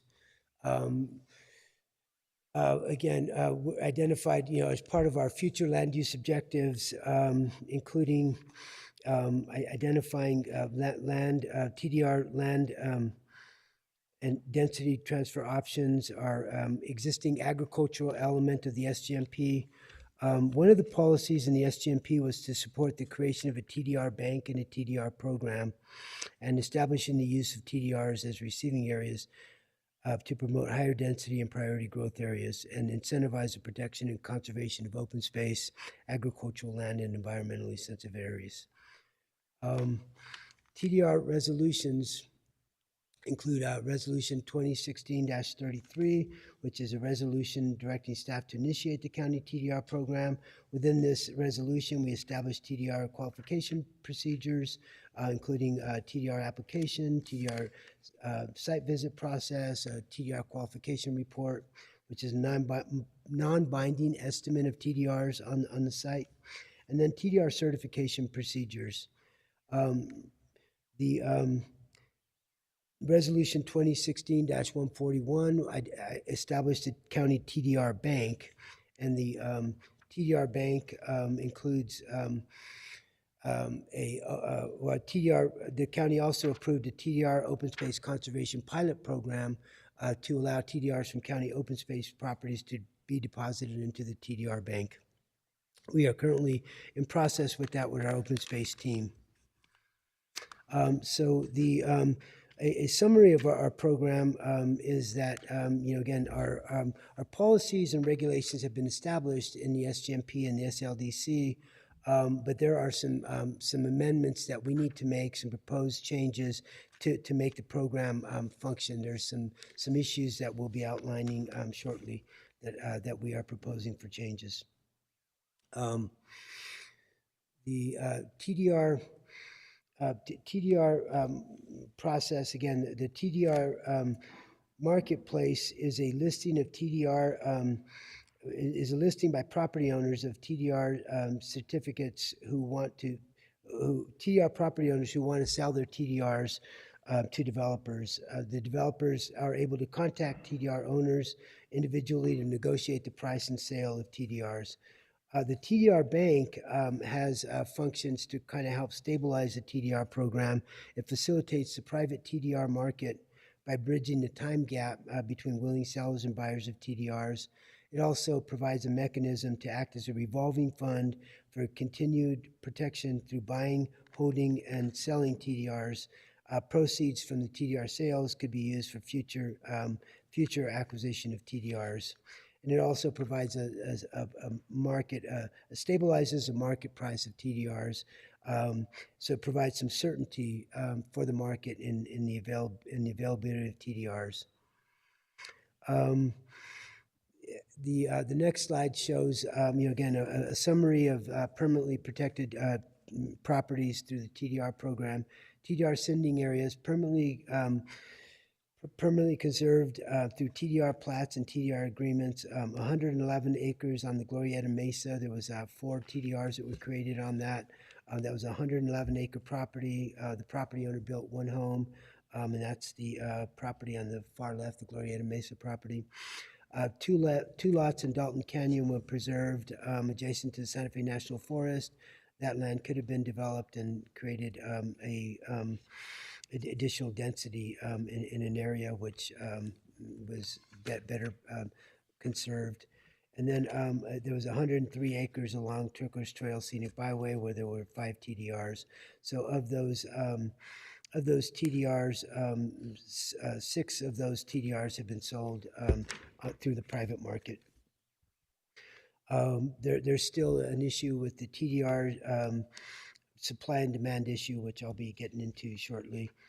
The next section here is just talking about the existing SLDC regulations and then the proposed SLDC amendments for the TDR section include the TDR transfer ratio. The current TDR transfer ratio is 1 TDR that is purchased, that is 1 TDR from a sending area is equal to 4 additional units in our growth area or our SDA 1 area. And we are proposing to increase that from 1 TDR, where 1 TDR is equal to 5 additional units in the receiving area in order to help stimulate the TDR market and TDR program. We're also proposing to establish a TDR ratio for rental units, and we're proposing that to be at 1 TDR is equal to 10 rental units in the receiving area. In affordable housing, we did have this discussion with the board last May where the discussion about affordable housing to address some of the affordable housing issues. Staff is proposing to exempt affordable housing from the TDR requirements to include adjustments for both density and dimension standards. This would allow the higher density in our receiving areas where we want to see growth on adequate public facilities and services. And we want also be able to address our affordable housing. This was identified, the density issue was identified in the affordable housing plan that was just the board recently reviewed, where the cost of housing and the density were a barrier for affordable housing. So we hope that this proposal would allow and help stimulate additional affordable housing in our receiving areas. Additionally, we are proposing some technical changes. Again, as the code was adopted in 2015, when we, as we've developed the program, there's some additional language changes that we need to address in regard to the TDR programs, which we'll review. One of the next proposed change is the density transfer charge. Option. We want to add a new section to allow payments in lieu of TDRs. And this is one of the issues that we're currently having development. Currently, there's, again, the TDRs that are in the market, in the marketplace have, there's a very limited number. There's only 5 TDRs that are remaining. The others have been sold. there's a need for development to know that there's TDRs available in order for them to proceed with development. They're not required to, development is not required to obtain the TDRs until the final development plat. But developers have indicated that they need certainty in the market, and they need to know that there's TDRs available at a price that they would be able to proceed with development. So we have heard from development that there is a lack of supply, and we need to address that. And this proposed change for the density transfer charge would allow a payment in lieu of TDRs. That funding would then go into the TDR bank, which then we could utilize to purchase additional TDRs. And the next section, again, would be to clarify some of the TDR bank procedures and allow the TDR bank administrator authorization to negotiate a purchase and sale of development subject to the approval of the board. And a big change that we have when we developed the the TDR section was established, there was a TDR transfer ratio for density, but the additional adjustments to the dimension standards that are allowed in Chapter 8 of the Sustainable Land Development Code were not carried forward to Chapter 14. So we have standards that allow additional height for buildings, for instance, or additional increases to lot coverage that are allowed within the zoning district with TDRs, but we did not have a mechanism to show what that TDR ratio would be. So we are proposing some TDR dimension, density transfer ratio standards for the zoning districts that allow the increases to TDRs. For the affordable housing section, we did. We are looking at, options for the TDR exemption if the board desires to exempt all TDRs. There's some options that we wanted to provide. In the staff memo, we identified that option, well, what we're calling option 1, but that would be to exempt affordable housing defined as any housing unit built to benefit those whose income is more than 80% of the area median income and who will pay no more than 30% of the gross monthly income on housing. Which shall remain in effect for 30 years. That was the proposal that was in the plan. After reviewing the plan with staff, including our affordable housing staff, there were a couple of other proposals that we came up with to address affordable housing. One of the options was to exempt affordable housing defined as any housing unit built to benefit those whose income is no more than 120% of the AMI. This was brought forward as a result of the costs for housing, including the interest rates, and the 80% of the median income is not as robust for affordable housing, that many of those within the 80% or less might be renters as opposed to homeowners. So the 120% would allow a broader spectrum of the public to be able to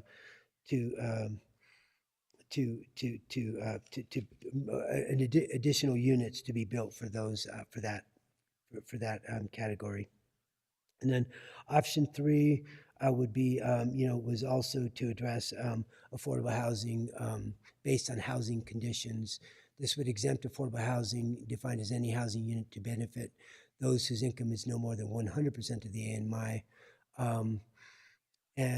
This option would include a provision for the Affordable Housing Administrator to request an adjustment to the AMI requirements to the Board of County Commissioners, and not more than annual basis of up to 10% adjustment based on housing market and housing conditions.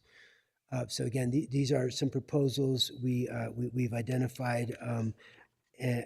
We will be bringing this forward to the board we anticipate bringing this forward at the next board meeting to publish title and general summary.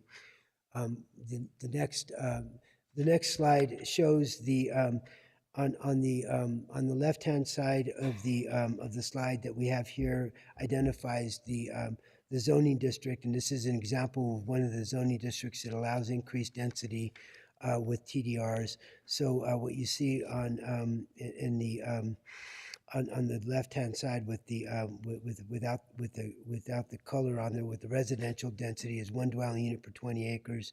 With TDRs, it's 20 Ds per acre. Again, these are the exact density and dimension standards that are in the Chapter 8 of the SLDC for each of those zoning districts. What you see on the right in green are the proposed density and dimension standards table that we would identify what the number of TDRs that are required to achieve those increases to the base dimension standards. So again, as we discussed earlier, the residential density, it's currently the TDR transfer ratio currently in the SLDC in section 1214 is 1 TDR per 4. We are proposing 1 TDR per 5 additional units, and then we're proposing 1 TDR per 10 additional units for rental units. In regard to non-residential, percent required, again, we are also proposing to have those standards identified. So how much would it cost, how many TDRs would it require to achieve the adjustments to density, to the dimension standards is identified for each of the dimension standards. So, for instance, if there's a requirement in the mixed use to have non-residential, the minimum, the base minimum is 10, and if TDRs, you could decrease that to 5, and that would require 1 additional TDR per lot. So again, on the far right of the table, it shows affordable housing, and it identifies that each of those items that would increase or adjust the density and dimension standards for affordable housing would be exempt, and that's the proposal that we would like to bring forward to the board. And that's kind of a complicated table, and again, I can certainly address any questions. I've got a couple more slides here. The other option, again, as we discussed with the TDR development transfer charge option, this would be payments in lieu of TDRs provided to TDR Bank. These funds would be deposited in TDR Bank for acquisition of additional TDRs. This would allow the option for development to purchase TDRs in order for potential development to proceed. Again, this is part of the necessity to have certainty in the TDR market. Final slide here is, again, next steps. We anticipate bringing requesting authorization to publish title and general summary of an ordinance to amend SLDC section 1214 at the next Board of County Commissioners meeting, and then the next step after that would be to have a public hearing to consider the proposed ordinance. With that, I stand for questions from the board. Thank you, Robert. Commissioner Hughes. Thank you, Madam Chair, and thank you, Robert, for bringing this forward. I'm really glad to see this moving ahead because I think this is a very important program, both for preserving open space but also creating affordable housing and just creating more density, more transit-oriented development. So in terms of the affordable housing, in order to get the exemption, does the whole development have to be affordable, or does the exemption apply to, if someone is just doing the 15% affordable, does the exemption apply to that 15% of the units? How does that exemption work? Yeah, that's the way, thank you, Madam Chair, Commissioner Hughes. The way that we've discussed that internally with our team in legal is, the exemptions would be for the affordable unit. So let's say it's a 100 unit subdivision, and they're required to do 15% affordable housing. Those would be exempted, and then if they did any more percentages, those would be exempted from TDR. So let's say, out of that 100 unit development, and just for an example here, and I could make sure I'm not too far off, but if they wanted to do an extra 15 units, those 15 units, they would not be required to bring TDRs to, but they would be required to do the market units. Okay, thank you. And then I think I understand the way you're doing the bank. So when you're saying payment in lieu, they're just really paying ahead of time, and then we're going to use that money to buy TDRs somewhere else. So it's not really like, it's not like the money won't go to eventually purchasing transferable development rights. It's just that you're allowing people to purchase the density bonus before the transferable development rights are available on some other property. Is that right? Yes, that's correct, Commissioner Hughes. Again, we did discuss this with our TDR consultant. Again, he was very reticent to use the term, payment in lieu, because, again, it's not just a payment to the county. It's basically a charge for that would go into the TDR bank. So that is the proposal would be for acquisition of additional development rights. Okay.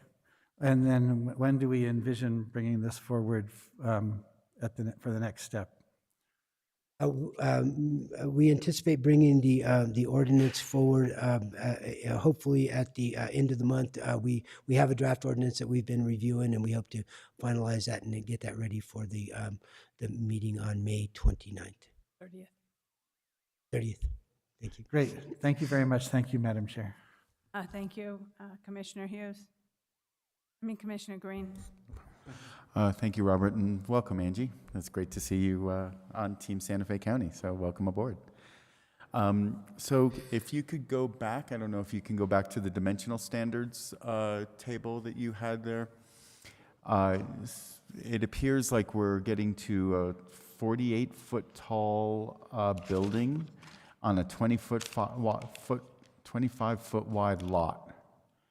And I'm wondering if can you give me a scenario? I mean, I can sort of envision scenarios for this, and I just would like to hear it from you all first before. What number are you on? So I think it's slide 13, Commissioner.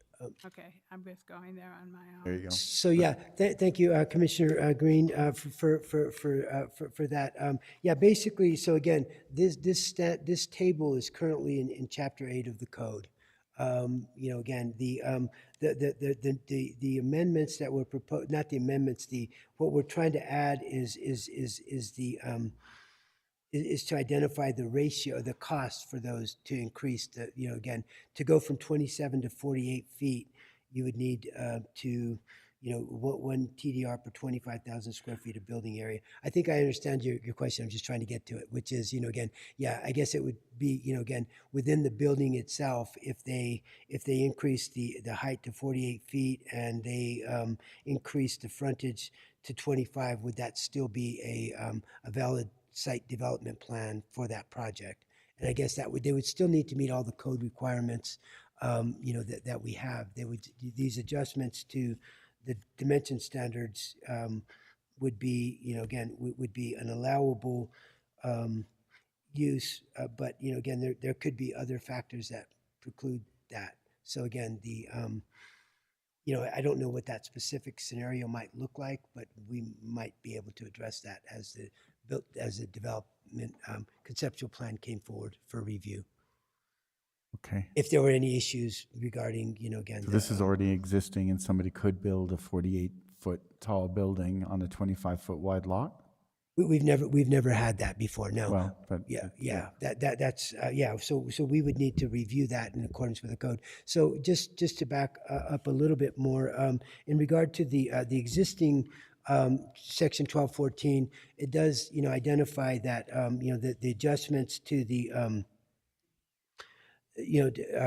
are again, they're allowed, but it's not a rezoning request, again, to increase the density, or it doesn't require a variance or a variance to achieve the higher density or the dimension standards. I guess maybe, again, if there is an issue with the 48 feet and a 25-foot frontage, again, that may be something that we need to address. I'm not exactly sure what that would look like. Okay. A little, you kind of want to see how the scenario would play out in a way that you would say, what is the form that this is going to take? This is the architectural form, the streetscape, the 48-foot tall buildings in Santa Fe County are pretty rare. And, giving somebody that kicker because they're bringing in these TDRs may still not be appropriate, right? And so I kind of want to make sure that we're not promising more than we can deliver and making something that suddenly bites us because they go, well, that's allowable 48 feet, and they figure their way around it, and we go, wow, that's just not appropriate. You know, I don't know if these are townhomes, these are apartment complexes. Apartments don't necessarily have a 25-foot wide lot, so of street frontage. So there's a lot of sort of these weird things that maybe could be explained to me offline, right? It doesn't have to be here. It could be part of this, because I do want to get my head around this, and I appreciate you inviting me to go over this with you at other times, and this is great for all of us to get up to speed on it, and I'd like to be able to own it and know it. And just to see more specifically how this has been applied successfully so far, and then where the gaps have been, where you wish this could have been applied. And then are these all single-family homes, right? Do these become clusters of threeplexes and twuplexes, or my favorite theme of the month for everybody is an accessory dwelling unit, right? Could these be used as a way to create accessory dwelling units, because those are a homeowner having a rental unit that allows them to get to defray their costs, you know, of owning a home. So there's a lot of opportunities with this that I think that we could explore to really make this, you know, gain the traction that it is intended to have. And then I wonder if even in those, you know, those sending areas, if there's a different way that we could actually implement that in a way that, you know, either we're clustering as opposed to keep the you know, the sensitive areas away from development, but clustering homes in a way that allows for an added density with either accessory dwelling units or with a cluster of, you know, a triplex of lots that allows for not all these receiving areas like Commissioner Hughes's neighborhood district, which seems to be all on the receiving end, but also a lot of other districts where, you know, these communities, whether it's in a village like Cerrillos or Madrid or in Glorieta, where some density should be potentially achieved, you know, or Pojoaque, you know, but using these transferred rights into a different model. So I don't know if I have a question or an answer right here, but I'd love to work with you with this to understand it more in the next few weeks before this comes forward so we can get it right. Thank you, Commissioner. Just in regard to the, you know, again, the receiving areas, again, they are areas that that have adequate public facilities, so county water, county sewer, you know, adequate public facilities, and you know, the designated zoning districts, you know, that allow those dimension standards are, you know, based on those adequate public facilities. Just another follow-up on that is just like, you know, a 6,000 square foot, you know, McMansion with 8 bedrooms and a massive amount of water use is one thing versus 6 1,000 square foot units in a clustered development, you know, with, you know, even 12 bedrooms, but, you know, and 6, you know, it's 1,000. They achieve a different market for what we're trying to achieve here. That's affordability. We need more houses at more affordable costs. And so this could be another way of looking at the TDR way of saying, like, if you bring in a TDR onto a 1 acre lot and you manage to downsize the size of the home, you increase the number of dwelling units, that maybe you achieve what we're looking to achieve in water use, in affordability, and these critical aspects of land use, while we're, you know, not making big mansions for, you know, out-of-state people that use them 6 weeks a year. You know, anyway, just thinking out loud of how else to use these rights. Thank you. Yep, thanks. Okay. So how high is 48 feet? What are you talking about? Are you talking about like a 3-story, 4-story? Okay, so a 4-story building, I kind of think that's inappropriate in Santa Fe County. And so, you know, I mean, but, you know, it depends on if it's an apartment complex out by the community college. I don't remember if that was a 4-story building or not.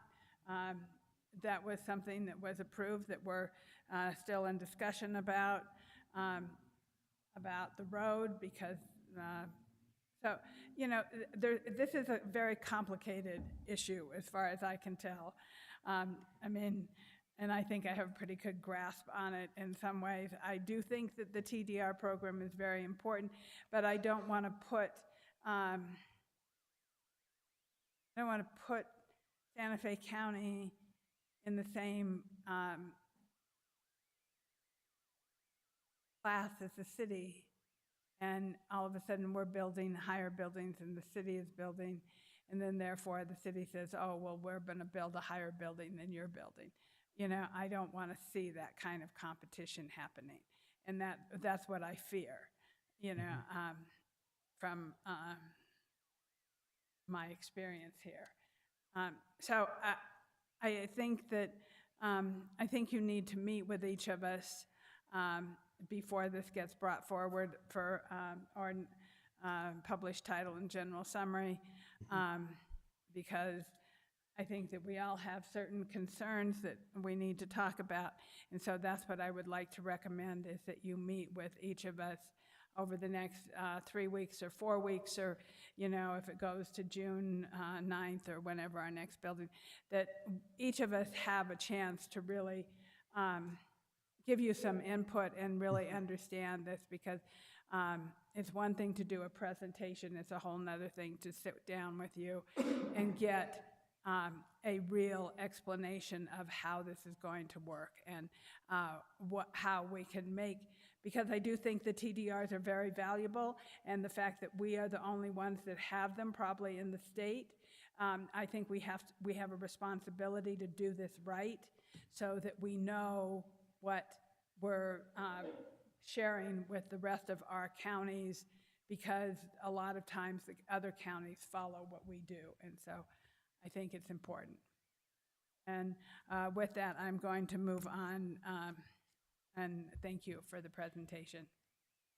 Thank you, Commissioner. I just wanted to clarify, you know, again, just in case I wasn't clear, that, you know, again, that the dimension standards table, which allows the 48 feet, is already in our code, so it would require an amendment to change that.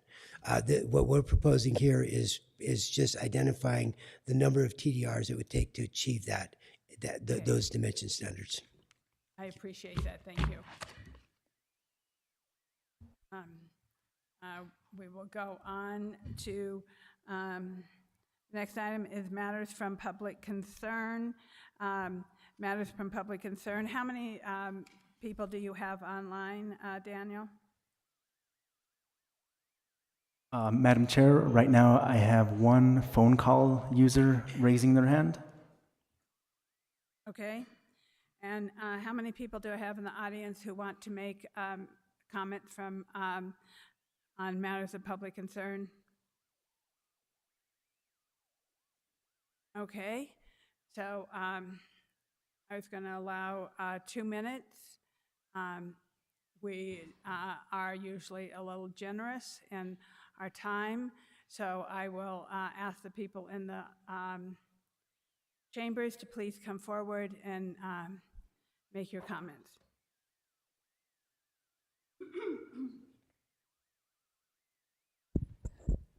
Madam Chair and Commissioners, thank you very much for the opportunity to speak publicly on an issue that's very important to me and my indivisible colleagues here with me. But before I do that, I want to thank Anna. Oh, she's left. But I want to thank Anna Hamilton. She's my commissioner, and she does a really good job of taking care of stuff in our district. And I also want to thank you, Anna, for the town hall that you put together for us recently with the DOE. So I better hurry up. The issue at hand is the modernization of election services. So I am not given to hyperbole, but I'm really afraid, honestly, that what's happening to the democratic process, So the blowback of 2020 is still ongoing. The threat is real. It's palpable. So my concern is the upcoming election in 2024. Please ask yourself these 3 questions. Are we ready for what could be an election circus? Are we prepared for violence against voters and election workers? Do we have a strategic plan for the future regarding these questions, meaning 2024 and beyond? Please do everything that you can possibly do, and maybe a little bit more, in election safety and readiness. Thank you. And I didn't get to tell you who I am. I'm Cindy Pabst. I'm representing Indivisible, the Democratic Party of Santa Fe County, as well as I'm a ward chair for in the El Dorado area. Thank you. Thank you, Cindy. Next, please.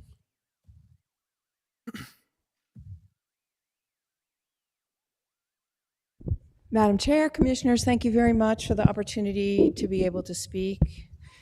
I'm a member of Indivisible SOS. You know us, you've seen us for the last 2 days, making ourselves very visible. We're 100 local women working for the betterment of our community in areas like health, education, criminal justice reform, and environment. And one of our top priorities is preserving and strengthening democracy, both locally and nationally. And of course, the bedrock of this effort is securing our elections, making sure we have fair and safe elections. Santa Fe up to now has been fortunate to elect capable clerks that have run clean elections, but the environment in our country has drastically changed since 2016, and we would be foolish to think that election chaos can't happen here. That's our group's concern. We're especially concerned that the clerk's office doesn't have the infrastructure it needs going into the 2024 general election, where Trump is likely to be on the ballot.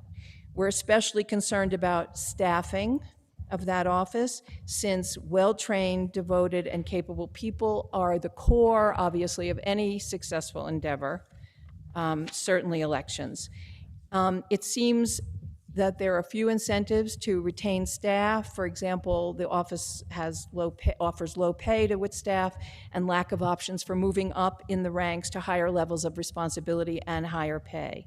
So anyway, to cut to the chase, we are not election experts. We don't know all the issues, and we don't assume that everything is broken, but we have lived long enough, us older women, to know that without proper care, things can easily fall apart. And this would be disastrous in an election, undermining public confidence. We understand that from the county manager's testimony yesterday, that a restructuring is taking place, and we support this process, and we hope it will strengthen our election infrastructure in both the short and the long term. I'm Dottie Indike. Thank you very much. Thank I you, appreciate Dottie. it. Next, please. Maybe I should start with good evening. Okay. Madam Chair and Commissioners. I'm Sandy Dransfield. I'm the founder and past president of Indivisible SOS for 6 years. I'm not going to repeat who we are. I think you heard that. But what I do want to do is just clarify our concern. Election security is an emergency issue across our nation and our state and our county. We are very, very concerned about the 2024 election. We think we will see subversive actions, the likes of which we only began to see with January 6th. Our ask is that we urge all the commissioners to prioritize voting upgrades, including space, filling vacancies by increasing compensation, and creating a career ladder. I also want to end by saying we appreciate, and I say this from my heart, your acknowledgement that we need a path forward. We're counting on you to make the 2024 elections secure. So thank you very much. Thank you, Sandra, very much.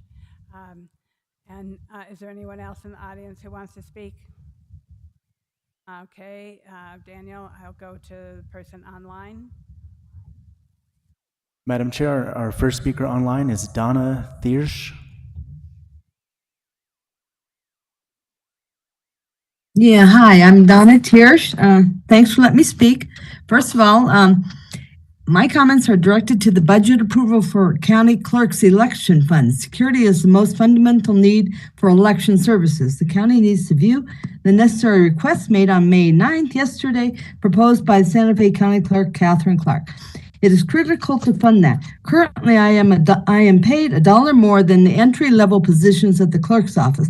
I even have available positions to work toward that increase my election pays. This is ludicrous when I am a seasonal worker versus folks responsible for duties such as ballot printing, ballot boxes, same-day registration using computer functioning, internet security, transporting paper ballots, monitoring ballot machines, and much more. We rely on the county clerk's office employees who have families to support, children to raise, employees who have and opt to build a career in the county to carry out these duties free from partisan activities. Staff who is expected to treat the public with respect, regardless of being subjected to a hostile environment conditions throughout the state of New Mexico. Thank you. Thank you, Donna. Is there anyone else online? Madam Chair, our next speaker is a call-in user. For this call-in user, I'm going to ask you to hit *6 on your phone to unmute, and I'm going to start the 2-minute timer.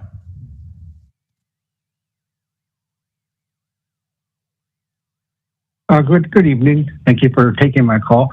I just have a couple complaints about the clerk's office. I'm wondering why they're still requiring appointments. All the other elected offices are open to walk-ins, and rightfully so. We elected her as a public servant, so she should.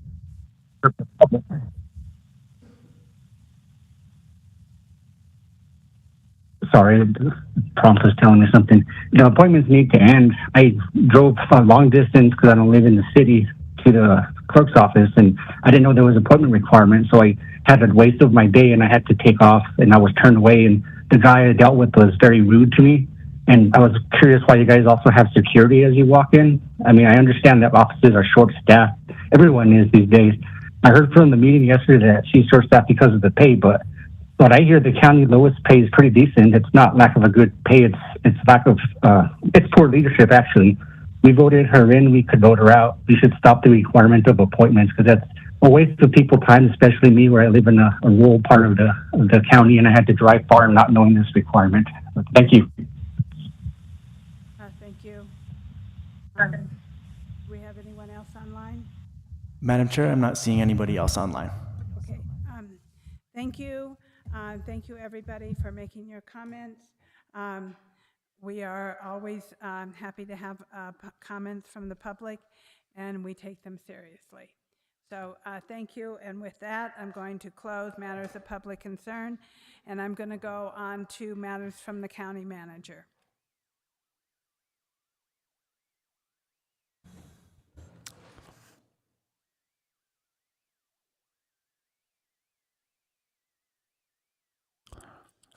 It's nice to see you all again. My only miscellaneous update is that we do have 2 additional special meetings that are scheduled, one for certain and one, if necessary, to approve the budget. The first special meeting is on Monday, the 15th of May. It is a meeting to potentially take action on the interim budget for fiscal year 2024. That's the operating budget. And then again, we have a additional special meeting, if necessary, also at 2 p.m. on Wednesday, the 24th of May. So those are the only things I wanted to emphasize. Madam Chair and Commissioners, thank you. So once again, the May 15th meeting is at 2 p.m. starting? Yes, that is correct. Okay. So 2 p.m. on May 15th and 2 p.m. on May 24th if needed. I'm just repeating that so we're all clear. And that's all you have? That is all I have. Thank you. Thank you, Manager Schaefer. I'm going to go on to matters from the county commissioners and other elected officials. commission issues and comments, including but not limited to constituent concerns, recognitions, and requests for updates or future presentations. I will start with Commissioner Green. Thank you, Madam Chair. I think my main thing is a thank you to County Manager Schaefer for coming out to Tesuque Pueblo today to help negotiate towards an opportunity to reopen the 592 trash. Nothing was settled today, but it was a good faith effort on both of our parties and our communities here, and I think we're making progress. Over the past 2 weeks, I've received about 80 emails, all in favor of reopening the transfer station, and we'll work towards reopening that because it seems like everybody really wants that up there. And in a small community like Tesuque, 80 emails is a lot. So I've responded to about half of them at this point, and I need to get to the rest of them.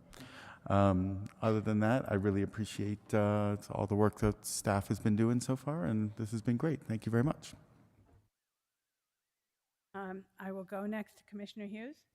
Thank you, and I'll be brief as well. I did have a town hall meeting last week, and one of the things that we talked about there and has been the subject of emails from my constituents since then is the imminent closure of Richards Avenue at Avenida del Sur, which is going to it's going to cause our county manager to take much longer to get to work, as well as everybody else who lives in that neighborhood.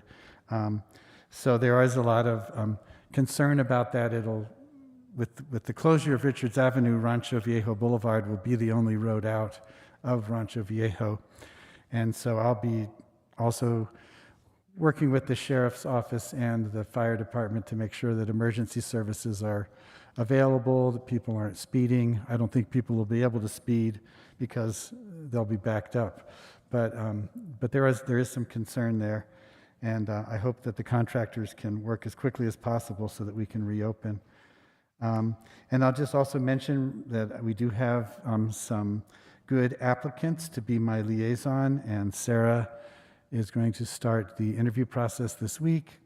And of course, thanks again to Brittany Montoya for filling in. She's been a great help in the interim. Thank you, Madam Chair. Thank you, Commissioner Hughes. Commissioner Hamilton?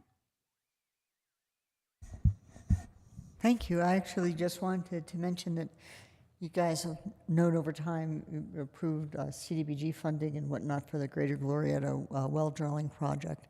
And pulling out of my driveway and driving down the hill, I had a great view of a giant well drilling rig sticking up in the air.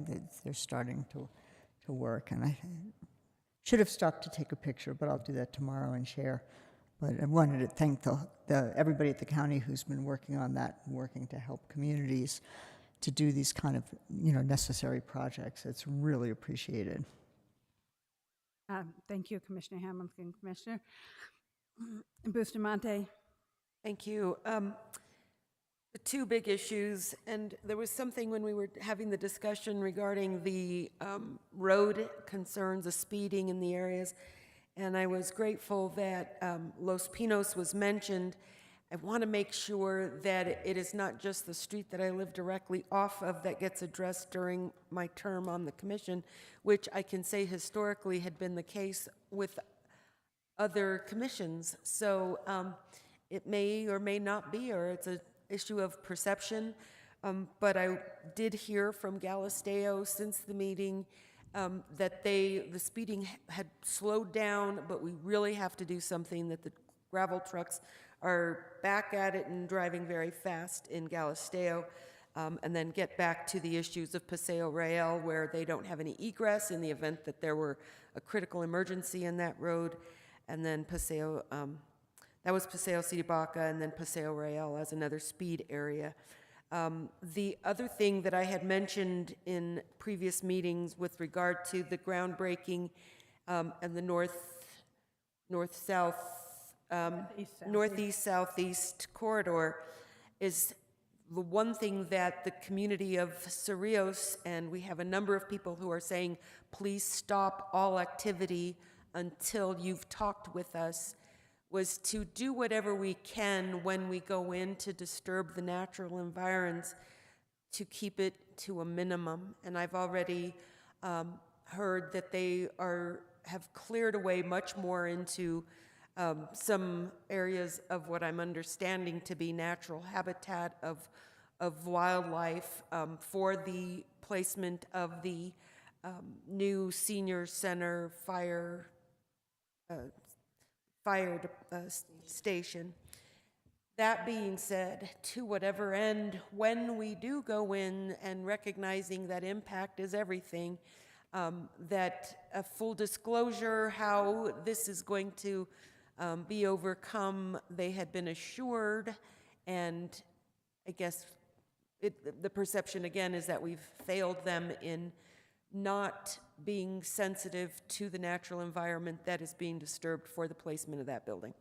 So both of those issues remain high in my priority list as I hear regularly from the community members in those areas, specifically with regard to those issues. And if we can have someone please look into what disturbances, I'll make a trip out myself to see how far, if it did actually go further than the senior, than the location that had been identified for the senior center. But I will continue probably to receive those emails and complaints, as I now have quite a few. Thank you.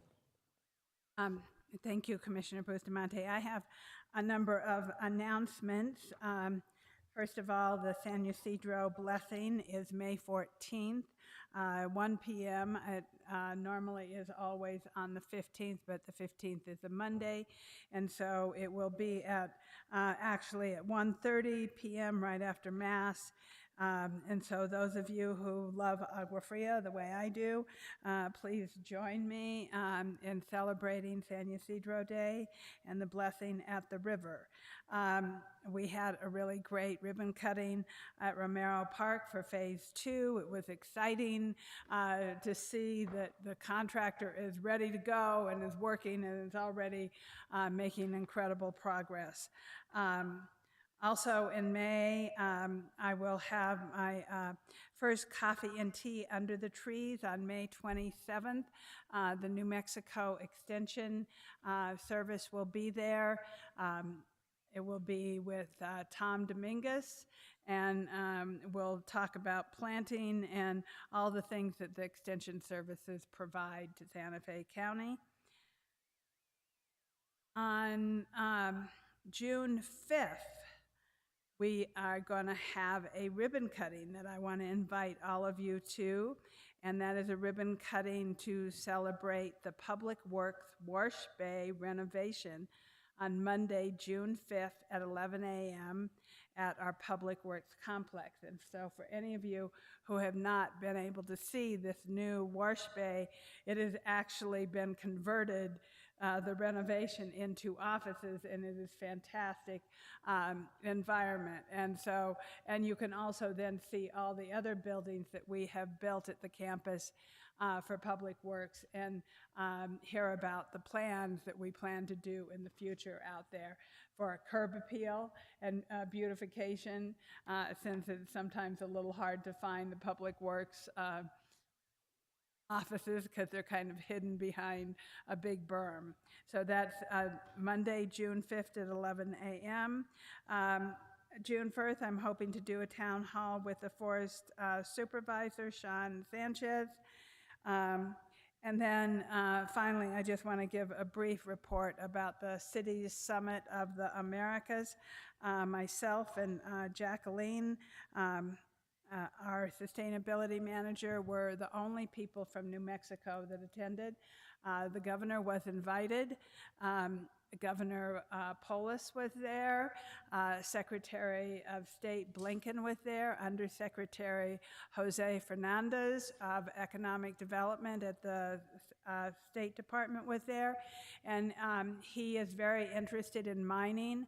I told him that I would be more than happy to share our mining and hard rock ordinance because the 18 42 mining ordinance at the federal level is a disaster and something that has to be changed. And I think working with the Secretary of State, Jose Fernandez, who is very interested in this, is an avenue that we can start to get congressional changes.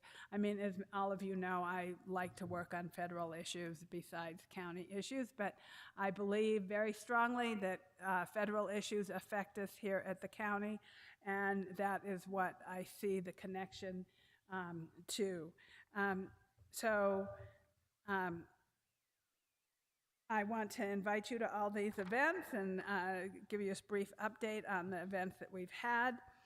And thank you for a good meeting so far. I will go on to other elected officials, issues and comments. I know we have the county clerk. So Clerk Clark, would you like to say a few words?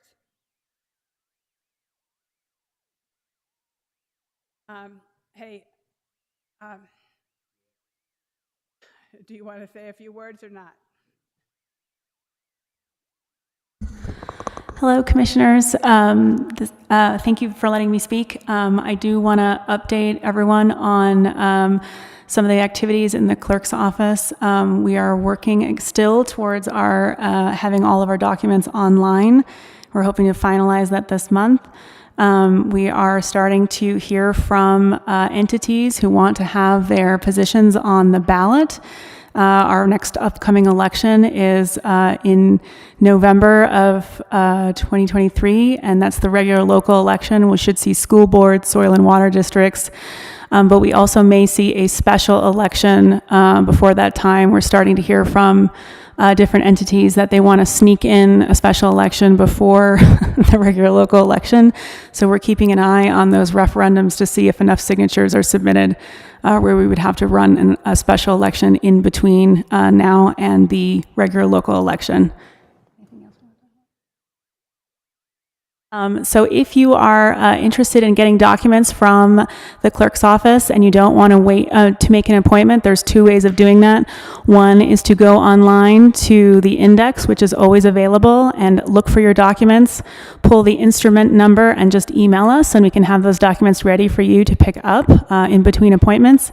And the other is to use the computers in the lobby of our office where you can do the research yourself and don't have to pay the research fee for when we're doing a deep dive looking for your documents. Thank you. Thank you, Clerk Clark. And next, is there any other elected officials online? Or I don't see any in the chambers. So, and I don't see Daniel, so I'm going to trust that there's nobody else online, and I'm going to go to matters from County Attorney. Mr. Young.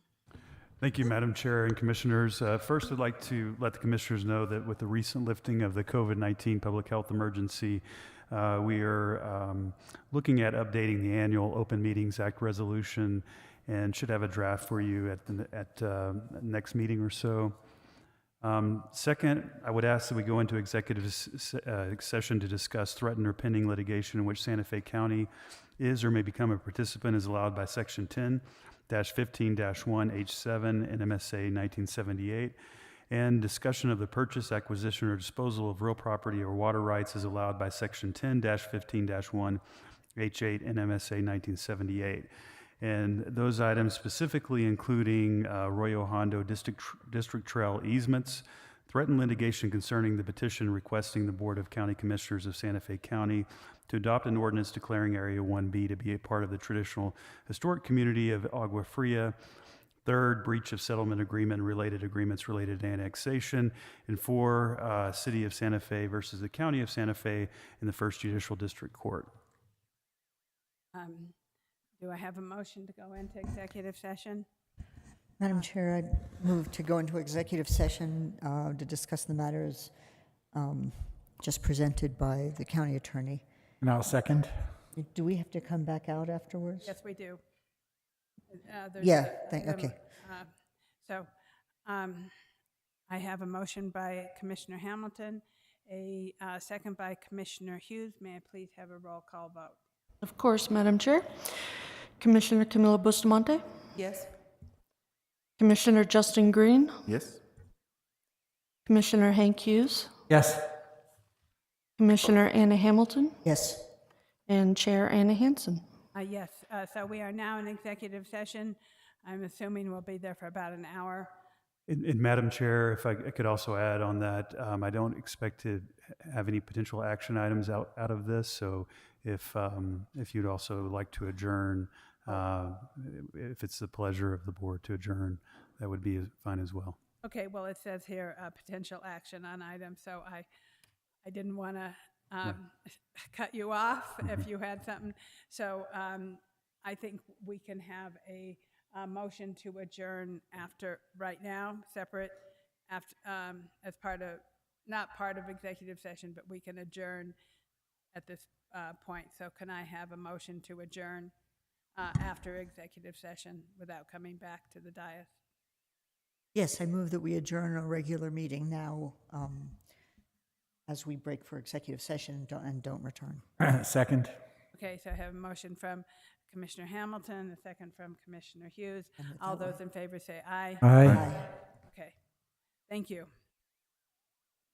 We're in executive session and we will not be back.